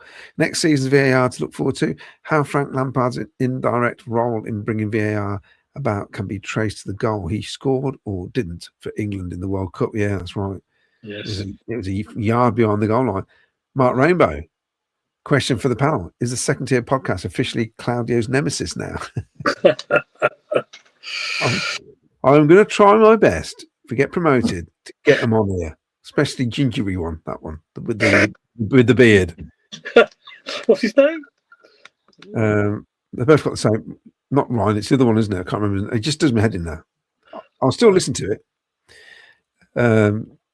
Warren Mitchell says, hi, Claudia. Did you hurt yourself? As I'm sure I've seen you come out of that Chinese massage parlour yesterday looking funny. He gets about, Claudio. He gets about. I swear it was a takeaway. Sorry, go ahead. I was going to say, I just had a quick thought here with when my dad used to watch Partick Thistle, they used to play in, well, probably 36,000 crowds. And there's one toilet block away in the distance. And you talk about trying to get through the crowd to the toilet. So he was with his friend that day, and they all used to wear the shirt and tie and the big overcoats. And so his friend complained. My dad complained. He said, I'm not going to be able to get to that toilet. I'll miss half the game. He said, it's easy. He said, you just go in the pocket of the raincoat of the guy in front. So my dad said, well, wouldn't he notice? He says, he said, well, you didn't. There you go. Yeah. Martin King says, as a Canadian, I would worried about Jefferson for Preston as he plays the national team. He's been in poor form of late. If I recall, says Antipetifer, Star Soccer Gary, we drew with Derby on a Saturday FA Cup game. He said, that's it. You're out. He favoured Derby, but we won. Yeah. Sounds right. Well, when we played Leicester, he was in the VPs. And I can tell you now, when we scored, he didn't stand up. So I know which team he was supporting. I'd love to see Sims start with right. Sims holds the ball up. So we'll know. So would be able to sacrifice to do that. Not sure who, but just a thought. Mark Rainbow says, the staff sat in the front of the stand don't have radios, as was said, half asleep. They are just bussed in with much, if any, knowledge of who to speak to or where there will be if there's an incident. You might hear the term jacket fillers thrown around. That's interesting. Yeah, that doesn't surprise me because, like I said, the ones at Coventry are no better, to be honest. Because I'm trying to get this comment off the screen. I can't find it. Here we go. They're meant to be watching the crowd, and I know half the time they're watching the match. They're meant to be looking at the stand, up into the stands. They don't, do they? The steward next to me when we played Stoke I think he was celebrating the goal that we scored more than I was. He was part of the crowd. John Murch says, is Claudio's away ban being lifted for the Premier League? Or is he going to be a public vote at the end of this season? And once promotion is secured, could do it by messages. This is great, isn't it? Yeah, it could be a public vote, you know. I'm going to Hull away. I'm going. And I'm probably going to Blackburn. So I've got to be there if it's anywhere near that we could be winning anything. I'm not going to miss out. We'll put it this way. Mathematically, we only need 6 wins. We've got 6 home games.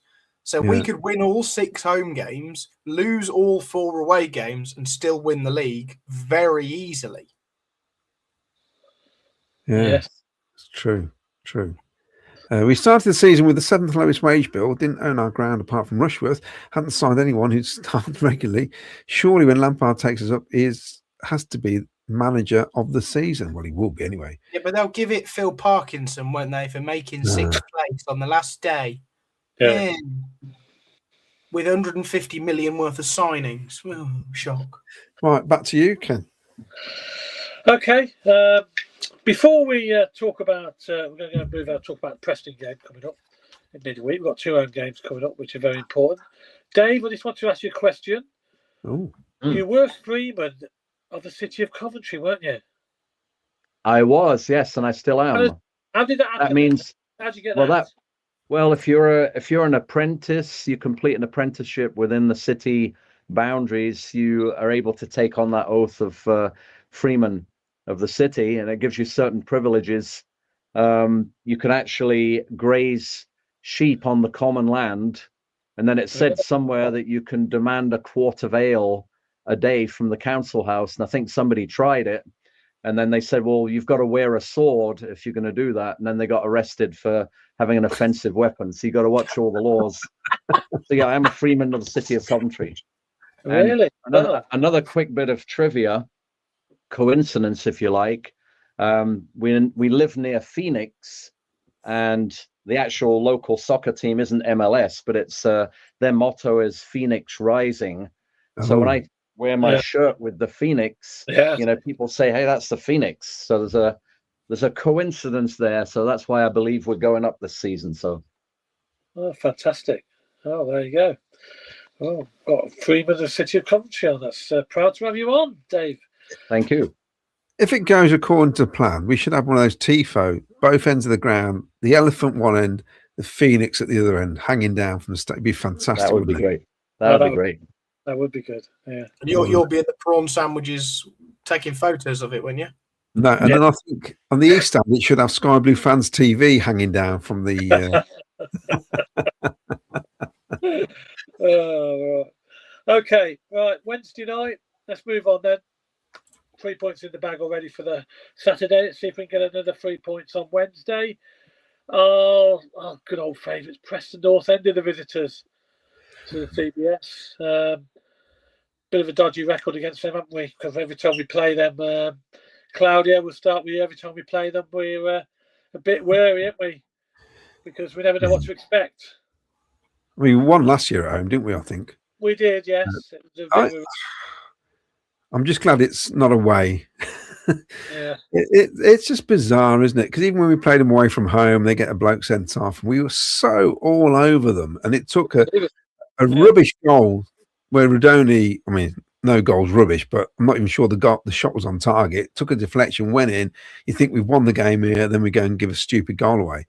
Yeah, and it looked like we could have lost it in the last 5 minutes as well. Yeah. But that happens in football.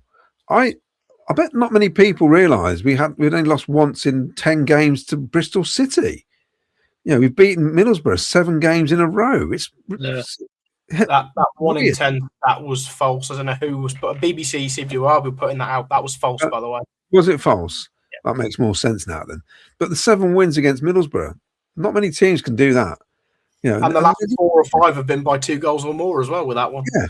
So this happens in football, and unfortunately, Preston are just one of those clubs have some sort of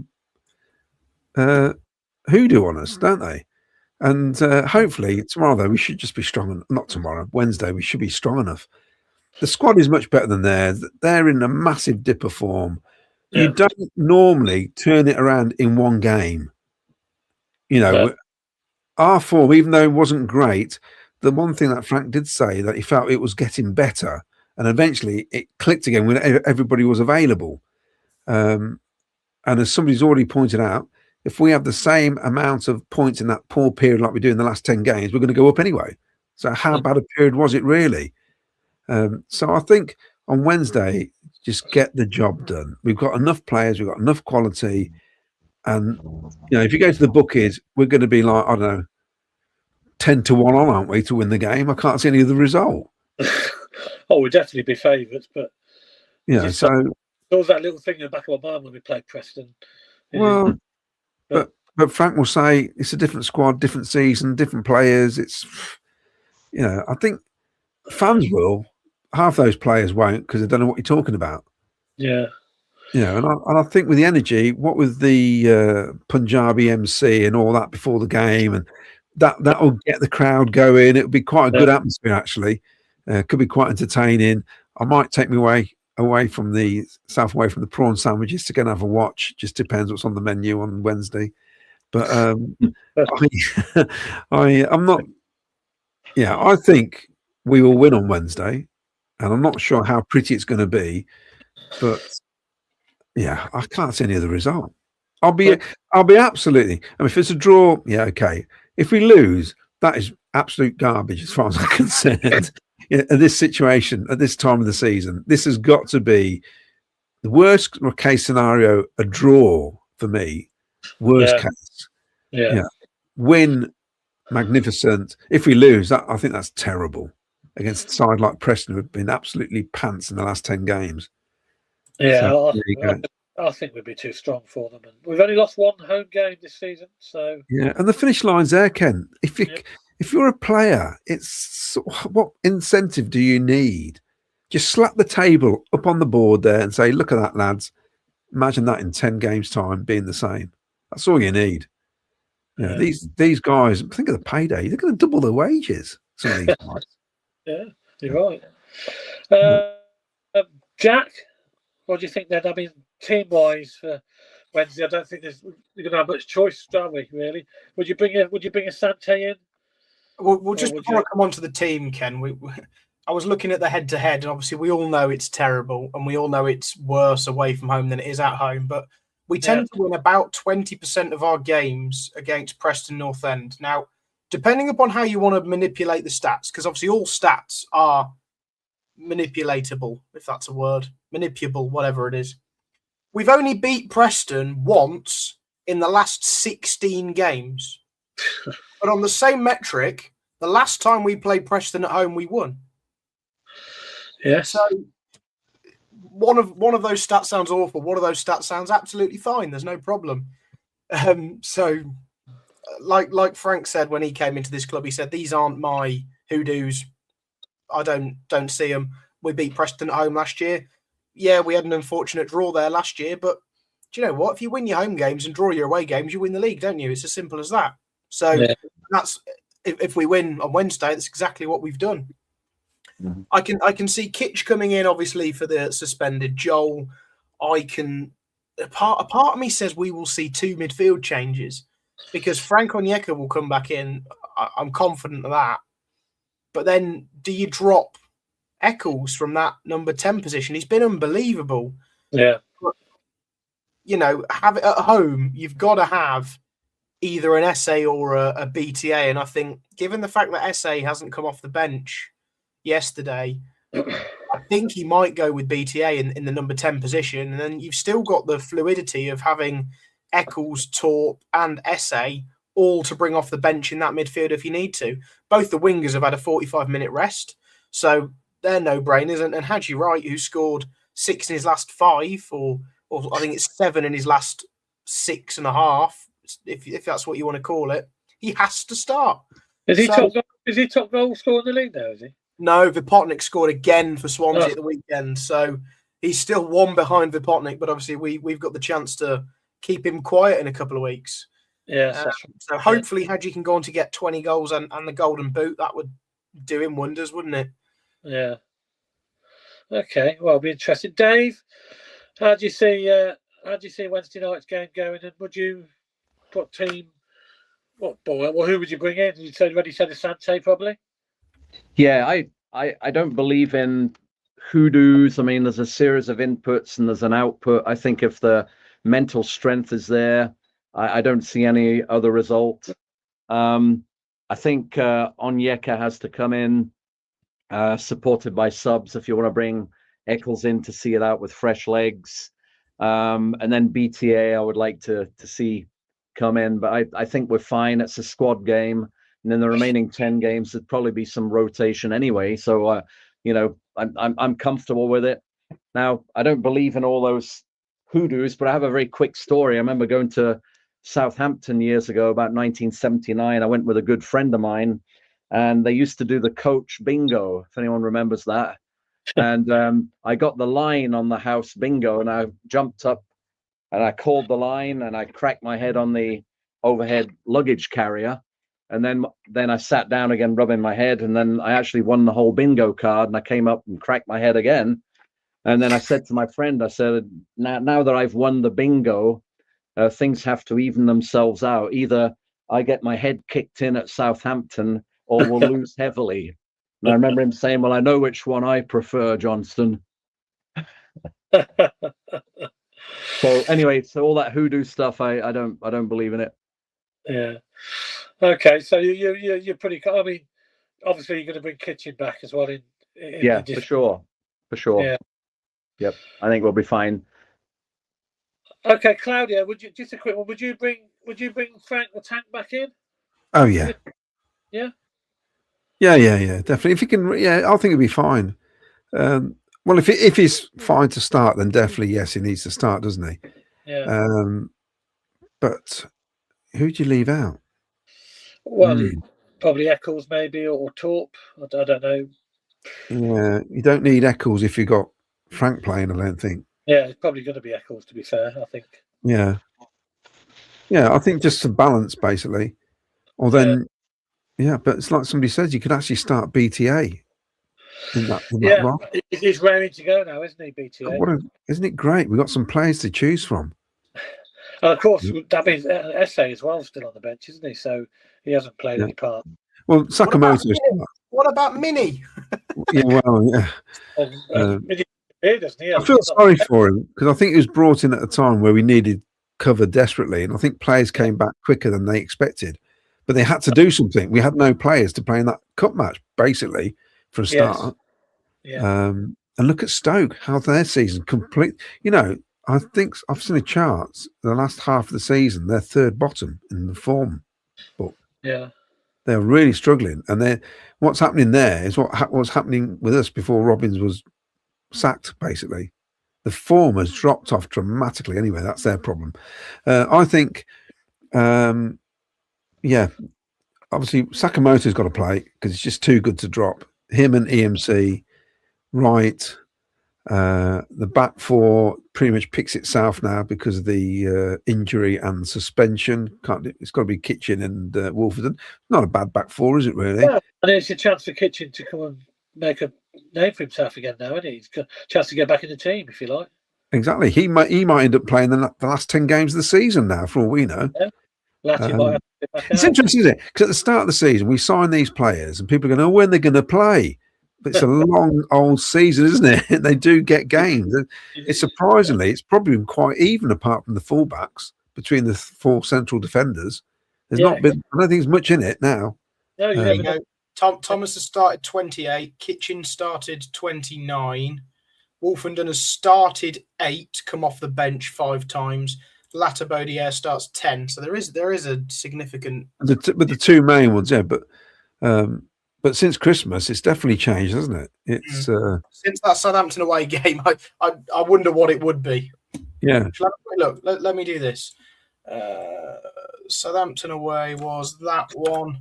So I mean, Frank, here you go. So Thomas 8, Kitchen 10, Latty 10, Wolfenden 5 since Southampton, including Southampton. That is. Yeah. Yeah. So there you go. You see, so. It's a bit more. Pretty much played about the same amount of games, haven't they? But I think don't change it too much. Only change it if you have to now, because 10 games to go. That's what I'm saying. And you don't want to mess about with it too much, do you? Really? No, I think Frank was right in his interview. He said they've got to be ready. You know, they never know when they're going to get the opportunity. People like Bidwell and Kitchen, they've been training well. And they're just going to be ready to be called upon whenever, and they're getting their chance now. So, yeah. The trouble is, you don't know when the injuries happen. It can happen in training, can't it? The day before. Suspension, never know. You could get another player sent off, couldn't we? You just don't know. Anything could happen again. So. You just got to be ready for your chance when you get it. Okay, more comments, then, Claudio? Yeah, agree with Claudio, says Steve. Both are second tier. About the second tier, just awful. I only watch them to see what rubbish they're going to come out with. They simply have no non-biased views. Oh, they'll be drawing today because Middlesbrough won. Mandeep Singh says, in fairness, they're on minimum wage. They ain't going to bust a gut doing that job. Yeah, but she's trying to save someone's lives. When we get promoted, Claudio will be eating prawn sandwiches with Doug King in the boardroom. No, I'll be sat in my own seat for that one. If Phil Parkinson gets Wrexham to 6 on the last day, I'll take that they are playing Middlesbrough. Yes.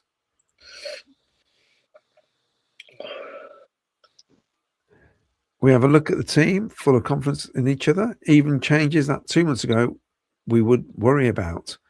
That's true. Mark Cunningham. There used to be a song about Gary Newbon in the West End. I'll leave it there. Yes. It is, actually, yeah. Do you remember it, Claudia? I remember the song. Yes, well, I can't repeat it, can I? My father-in-law has freedom of the city here in Cov. Often says he will get some sheep on the common, says Anthony Pettifer.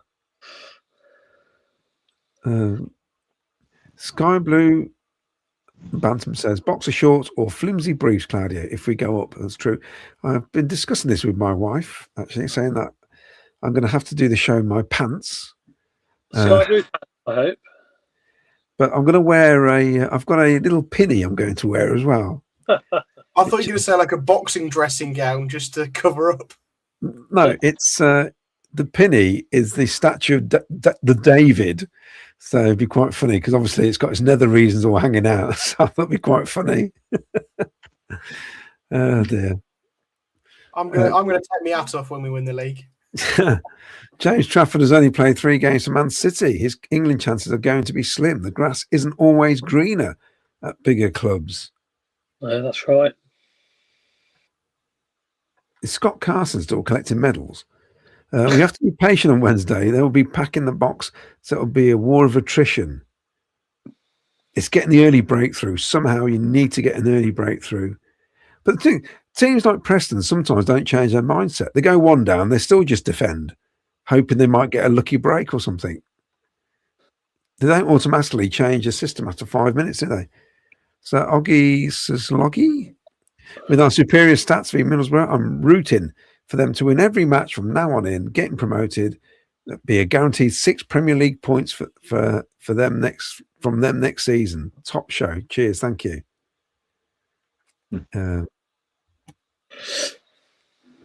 Christianity says, I think Borough will push it all the way for the title.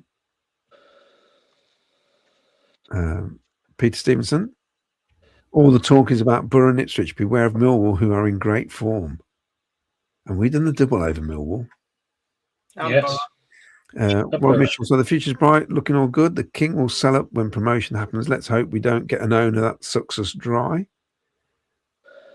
Always wonder if Frank takes his advice from Mourinho. Still love to think we are set up by one of the best managers of the last 20 years. Torp in at number 10, says Ryan. We're at home. Just to reply to that, Torp hasn't started in the number 10 for us this season. We're 36 games into the season. It's not going to happen now. If anyone's going to play in the 10, it'll be BTA, Radoni, or SA. It will not be Torp. There are 3 fit options that have been trusted in that position by Frank Lampard already. So I can't see it being Torp, unfortunately. And also, of course, because I think it's down to how much ground they're going to cover in that number 10 role. Because sometimes it's not just purely about linking play; it's about putting the press on, isn't it? Yeah, and he's enough to do it. Yeah. BTA will give you that. That's one thing that he has. John Murch, West Ham, Wolves, and Burnley are all going to have to sell if they go down. Fancy any players from them 3? Not Wolves. No. Maybe Adam Armstrong. Jim Smith says, beating Preston is easy. 5 crosses from the left and Tats will out-jump their defence. Right, back to you, Ken. Can we just say, before we carry on talking about Preston, we haven't mentioned Ellis Sims coming off the bench on Saturday. An unbelievable shift again from Ellis. He put his body about. He was making good runs, holding up the ball nicely. Like I say, could have got on the score sheet, could have got an assist if he'd have slid Frank Onyeka in. Again, he was a man that was probably dropped unfairly. Happened 2 or 3 times this season, but what a shift he has put in from the bench. I'm going to defend Vicky's corner here while she's not here. Yeah. I think he deserves a lot of credit. Yeah, all the subs that were used basically on Saturday I thought did well. Ellis, come on, he had a great chance. He could have scored. He was a good shot on target. It was a good save by the keeper, wasn't it? So, but every time he comes on, Ellis Sims, he does a great job. And yeah, you're right. I thought he was very unlucky to be dropped early in the season. And it's fantastic to have that sort of player that can come on and do a job for us. So, because you never know when we need him, do you? Really, but. You know, we've got to start with right, haven't we? Because he's scoring the goals at the moment. But it's always nice to have Ellis there in the background to come on. So, yeah, we don't forget about Ellis. He's well, Vicky wouldn't dare let us forget about Ellis. But no, he's been great. He's been great. And Joyner says, how much do we need to pay Claudio to prevent him presenting the show in his pants? Will Jack need a general anaesthetic to remove his hat? Don't worry, Anne. I won't be doing it stood up. We'll put these in the way, couldn't I? The microphone and the. Maybe you could have my hat, Claudio. You can keep my hat on. I mean, it would be a good cover. It is a massive microphone, so yeah, it could be the backdrop to a horror movie. Yeah. Right, back to you, Ken. Right. Okay. Predictions, Jack. Did you yes, get it right? Did you get it right on Saturday? Yeah, we both said 2-0. Yes, I know I did. I wasn't sure whether you did as well, but yeah. I said 2-0 before you, actually, just before you say I jumped on the bandwagon. So there is evidence of that on the internet. Yes, Ken and I have both got it right again. Yeah. We extend our lead. Ken's now 10 points clear of Vicky. Claudio falling behind after he said we draw at Ashton Gate. But I still hold the all-important lead with 10 games to go. Still all to play for unless your name is Miles. Yeah, he's struggling. And unfortunately looks like he's going to be relegated. And now our season predictions look completely different, don't they? Apart from Ipswich, we all went for Ipswich. They could still end up going up, of course. I was the only one that had Coventry in the highest position, third. And then Jack had you had him fourth, didn't you, Cov? Fifth for Vicky. So, Claudio, you had Cov to finish sixth.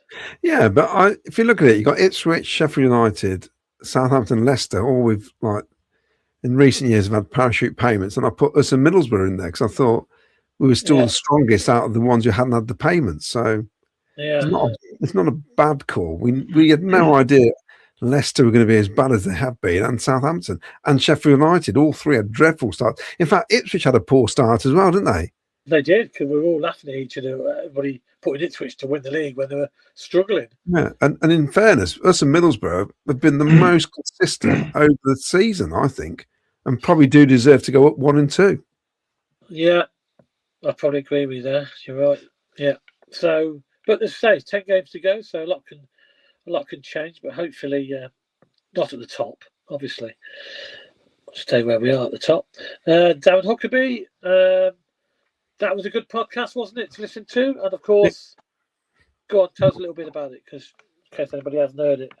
Well, we're on episode 61 now, so that's obviously about Darren Huckabee and his career at Coventry. The last one was fan memories. We've got some great emails. And on Tuesday, I will be interviewing Ian Wallace. Oh, the great Ian Wallace. So that should be good.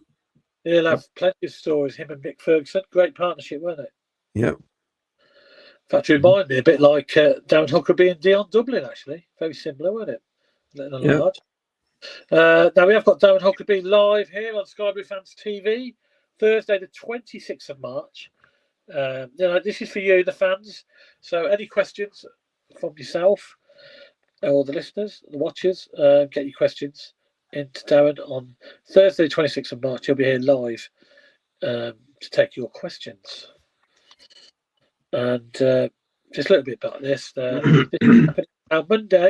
This Monday coming, they should be arriving at the Wolfsgrave pub. Approximately, I've been told, about 5 p.m, 5:30 p.m, possibly between 5 and 5:30.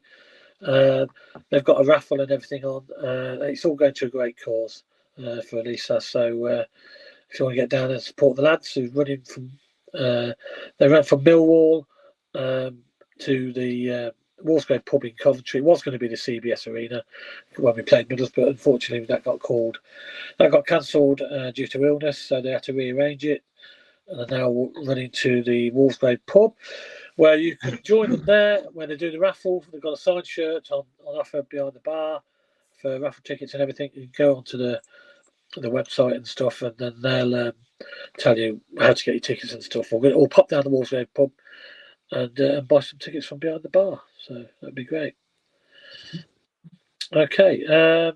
Hey Ken, I didn't get my prediction in for the game. No, I haven't had any predictions yet, Dave. I'm coming to you in a moment. Oh, okay. Thank you. Yeah. What's this, Jack? Booze Cruise? Yeah, I think Birmingham succeeded where James Raffle failed all those years ago. They had a booze cruise. We just had a dinghy cruise, I think. Well, no, it was a cruise, but without the booze because they ran out of booze, basically. It was a cruise and no booze. Well, they weren't very happy because they got beat 1-0 at Charlton, didn't they, on Saturday? So, lucky. Yeah, there you go. You can tell that your Birmingham mate at work, Claudio. I'll have words with him tomorrow, yes. Yes, okay. All right, any more business before we get to predictions? I'll read this out. If Claudio does the promotion showing his pants, I wouldn't fancy sitting where Jack is now. I'm above you. Yes. Oh, I was, do you know what? I was really slow there. I was going, that doesn't work. I mean, I could position this, Claudio. Yeah, it'd be like that, wouldn't it? You might have to turn your hat up the other way around. And, Don't open my mouth. Mansa Musa, oh dear. Mansa Musa says, I'd take Monga back. Not sure if he's all that yet, but worth a punt. Other than that, I'd leave well alone. We never had him. No. And also, I have to say, we won't put the stuff up. I've got to say well done to Jack for calling out some awful tweet on X regarding a legend that is Oggy and what he was called on there by supposedly a fan of the football club, which I find utterly appalling. Yeah. Really. And it's not the sort of behaviour you expect from someone who's meant to be a supporter of the club to call a club legend what he called him. And Rob Gurney as well, giving him flack. These are guys, if I know Rob quite well, wears his heart on his sleeve.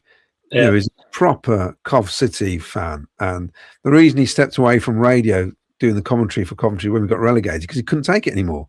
He got so close to the club and it just hurt really bad. So, and that's why he stepped away. And now he's back. And I think it's amazing that he's doing the commentary in the first season back, that he could be saying at some point, Coventry City are back in the Premier League. It'd be absolutely fantastic. Yeah. There's my mother-in-law bringing me a drink. Sorry about that. Yeah. Brilliant. I still remain the only relative she hasn't had trouble with. That's good. Hey, they got guns over there. Remember that. So you best keep on the right side. Is that all So well done, Jack, for calling it out. Yeah, well done there, Jack. No more comments at the back of the lot, yeah? That cracking show as always, says Pete Stevenson. Thank you very much. Support Tats for the World Cup team, says Warren Mitchell. And carry on Sky Blue Fan TV, getting more risque every week, says Vince Everett. Yes, carry on. It is a bit carry on, isn't it? But still, it's all a bit of fun. Yeah, absolutely. Okay, right. I'm just going to ask one more question to the panel before we get our predictions for the Preston game. It's a question. 10 more games left, Claudio? Yeah. How many do we 30. need? Sorry? We're going to win all 10. No, sorry. Right. I said, and I will, you can look back at the shows, under Frank Lampard, we have these bizarre runs. And I said, don't be surprised. We win one, we go on a mad run again. Yeah. And I think it's going to carry on for a few games yet. So you said how many points we need? Well, how many games are we going to win out of 10, do you think? At least 6. At least 6. And maybe all the home ones, but I think we'll win a couple of more away ones yet. I think it's just the way it is, Ken. I think finally this is going to happen. This is our year. And I do really think we could quite easily win the next 3 or 4 on the bounce still. Yeah. And after that, it doesn't really matter because I think we're pretty much there. Okay. You know, and even if things get worse in the Middle East and they call an end to the season, we'll get the points per game. We'll go up anyway. So we're not going to get our trophy parade cancelled, surely. Hopefully not. As I'll be paying Mr. Trump a visit. I think we'll get it done. I think we'll get it done. I can't see how we can't. It'd be the biggest drop off ever, considering we've only lost 6 games all season. The form cannot drop off that badly in the next 10 games. Not possible in any league. I don't care who they are. Okay. I mean, Middlesbrough are in the same boat as well, actually, because I can see them doing the same as us. Yeah. So. Yeah, they were quite impressive today again, weren't they? So, but we just got it's in our hands, really. We just got to keep winning. Jack, how many Out of 10. I reckon 20 more points. I reckon we'll finish with 94. So that's 6 wins, 2 draws, 2 losses. Okay, interesting. That will do me fine. Dave, how many? 10 games left. How many we going to need to win, or how many we're going to win? I think we're going to get 6 wins, but I think there's more twists and turns coming. Yeah, that's all I'm going to say. I think it's there's a lot of unknowns in there. You just don't know what's going to happen. It's so unpredictable. But yeah, I mean, the main thing is take care of our own business, and I think we'll be fine. On paper, it looks quite an easy one. Say it's easy. There's no easy games in this league, as we know. It looks a reasonable run in, doesn't it? But of course, as you say, it could be a lot of twists and turns. You know, you need a little bit of luck along the way as well, I think. And, we got to keep players fit. I mean, I'm hoping there's no serious injuries in the creative players. That's my biggest fear. Yeah, I quite agree. Okay, then Dave, give me a prediction then for Wednesday night. All right, Wednesday night, I've got 2 predictions. All right. We're going to win 2-1 if Claudio walks under a black cat. If he doesn't walk under a black cat, we're going to win 2-0. Oh, okay. I've got a black and white cat. Cats normally walk under him. Yeah. All right, go on then, Claudio. What's yours? Right, this is so hard because I've got 10 games to try and get myself back up our table, and that's why I've been calling all sorts of results, hoping. But you two keep going for the same score, which doesn't help. I've already put mine in for Wednesday, so you go first, Ken, and then I'll go mine after. I'm going for a resounding 3-0 win. Ooh, okay. That's interesting. That's quite a high score for you. Well, I've got to do anything to get the points up. All right, okay. I think we'll win, but I'll say 3-0, but I think we'll win. Okay, Jack, you're not going to give me yours yet, are you? No, you go first. Okay, I'm going to go higher than you, Jack. Higher than you, Claudio. 4-1. Oh. Yes. 4-1, I think. So, yeah, that's what I think. Miles has gone for his usual 2-3 loss at the moment while we're still on this run. It's worked. I've gone for 3-1 for Wednesday. Oh, you're giving it a 3-1, so okay. I'm going to say I'll stick with my 4-1. I'm not going to change. Well, that's it then. We're all Paul, pictures apart from. Go on. Paul Lakerman says, is Paul Lakerman or Paula?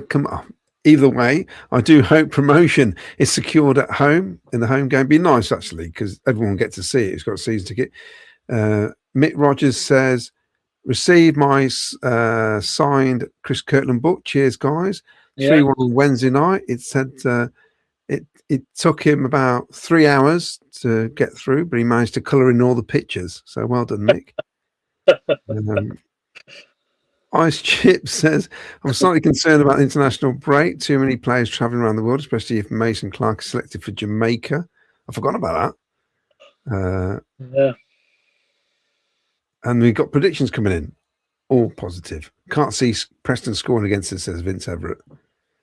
Martin King says 2-0. Mark Rainbow says 2-0. What's this one? Craig Robinson. We will have been promoted by the Wrexham game, and it's the last home game of the season. So can't see us losing that. Okay. Oh, be interesting. All right, that's it then. So the Sky Blues in action again on Wednesday night against our lovely rivals Preston North End, who we always tend to look forward to playing. And then, of course, we're at home at Southampton on Saturday. Now, that is our sponsorship game. We are Sky Blues Fans TV are sponsoring that game. The Family Zone will be inside the fan village for that game. We'll have a table in there. We'll have a little competition for you to win a prize and stuff for the kids. We'll have some mugs and bits and bobs to give away. So come and visit us in there. Me and Jack will be in there, won't you, Jack? As well. Yep, yeah, indeed. I don't know if Claudio's got time to pop down for the lounges? Have you? I might be there actually. I'll have to. Okay. Yeah. Well, we'll be in the fan village. So if you want to come and have a chat to us, we'll be all in there. It'd be nice and warm inside for a change. We normally do that outside, so it'd be a nice change to be inside the family zone. So we're sponsoring that. Would be free pop and crisps for the kids. So get down there early because they all go pretty quick. What time's it open, Ken? The conference hall. Yeah, it's 10 o'clock opens because it's an early kickoff. It's a 12:30 remember kickoff, so you can get in there from 10 o'clock. So if you're coming down early, you have your breakfast and come down early. The fan village will be open from 10 o'clock, I'm told. So we'll be down there nice and early to set up. So get down there and join us if you can. Free pop and crisps for the kids. So be plenty on offer. Get down there early because they do go pretty quick. So make sure you get down there.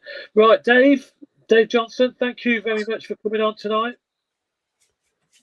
Yeah, just like to thank the podcast's absolutely brilliant. It's a lifeline for us out here. Brilliantly done. Always look forward to it. So thanks for having me on. Can't say any more. Thank you. No problem. Pleasure. I'm glad you're watching it and enjoying the program from all that far away from in Arizona. What's the time there at the moment? We are, let's see, 25 to 3 in the afternoon.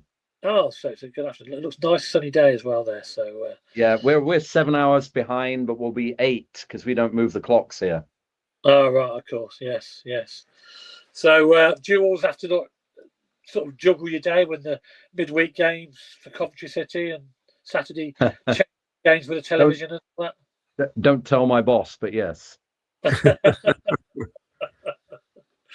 Yeah, well, I'm sure you enjoyed it all. But yeah, look, thanks very much. We do appreciate you watching from all the way back there, and it's I'm pleased when you find it very entertaining when you watch us and enjoy it back there. So we all love doing it. So yeah, my wife is a big fan now as well, and she wants the highlights, and she's reminding me now. She went from when's half time and how long's left. She's gone from that point now to can we watch the highlights together? That's good. That's fantastic. We're getting there. Yeah, that's good. Well, thanks very much for coming on, and you're welcome anytime. We'll have you back on again in the future. So, thank you. We enjoyed your input tonight. Thank you very much. Claudio, thank you for coming on again. That's normal. Well, you know me, part of the furniture, as they say. Yeah. Tell us when you're on. When can we see you again live? It'll be Thursday because I think Wednesday. I don't know if I can get back in time, and if I do, I'm set up next to the. Yeah, I might be a bit loud by the time I get in. Depends what time. I could be on Wednesday. I don't know.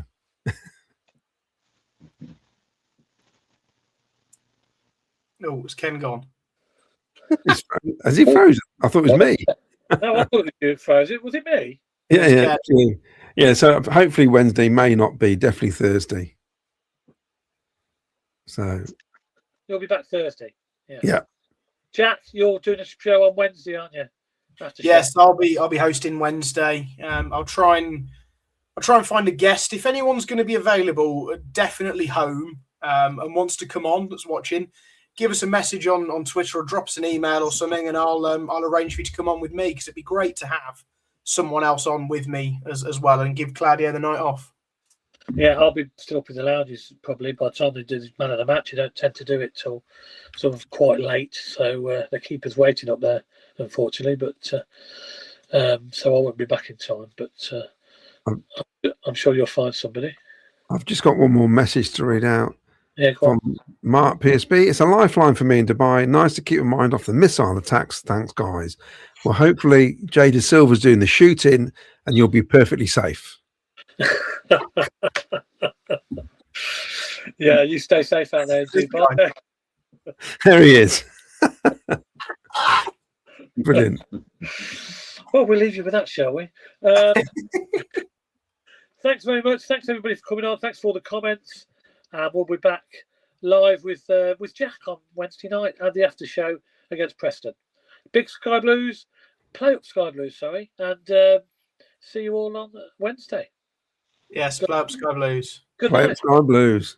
We are top of the league. We are top of the league. We are top of the league.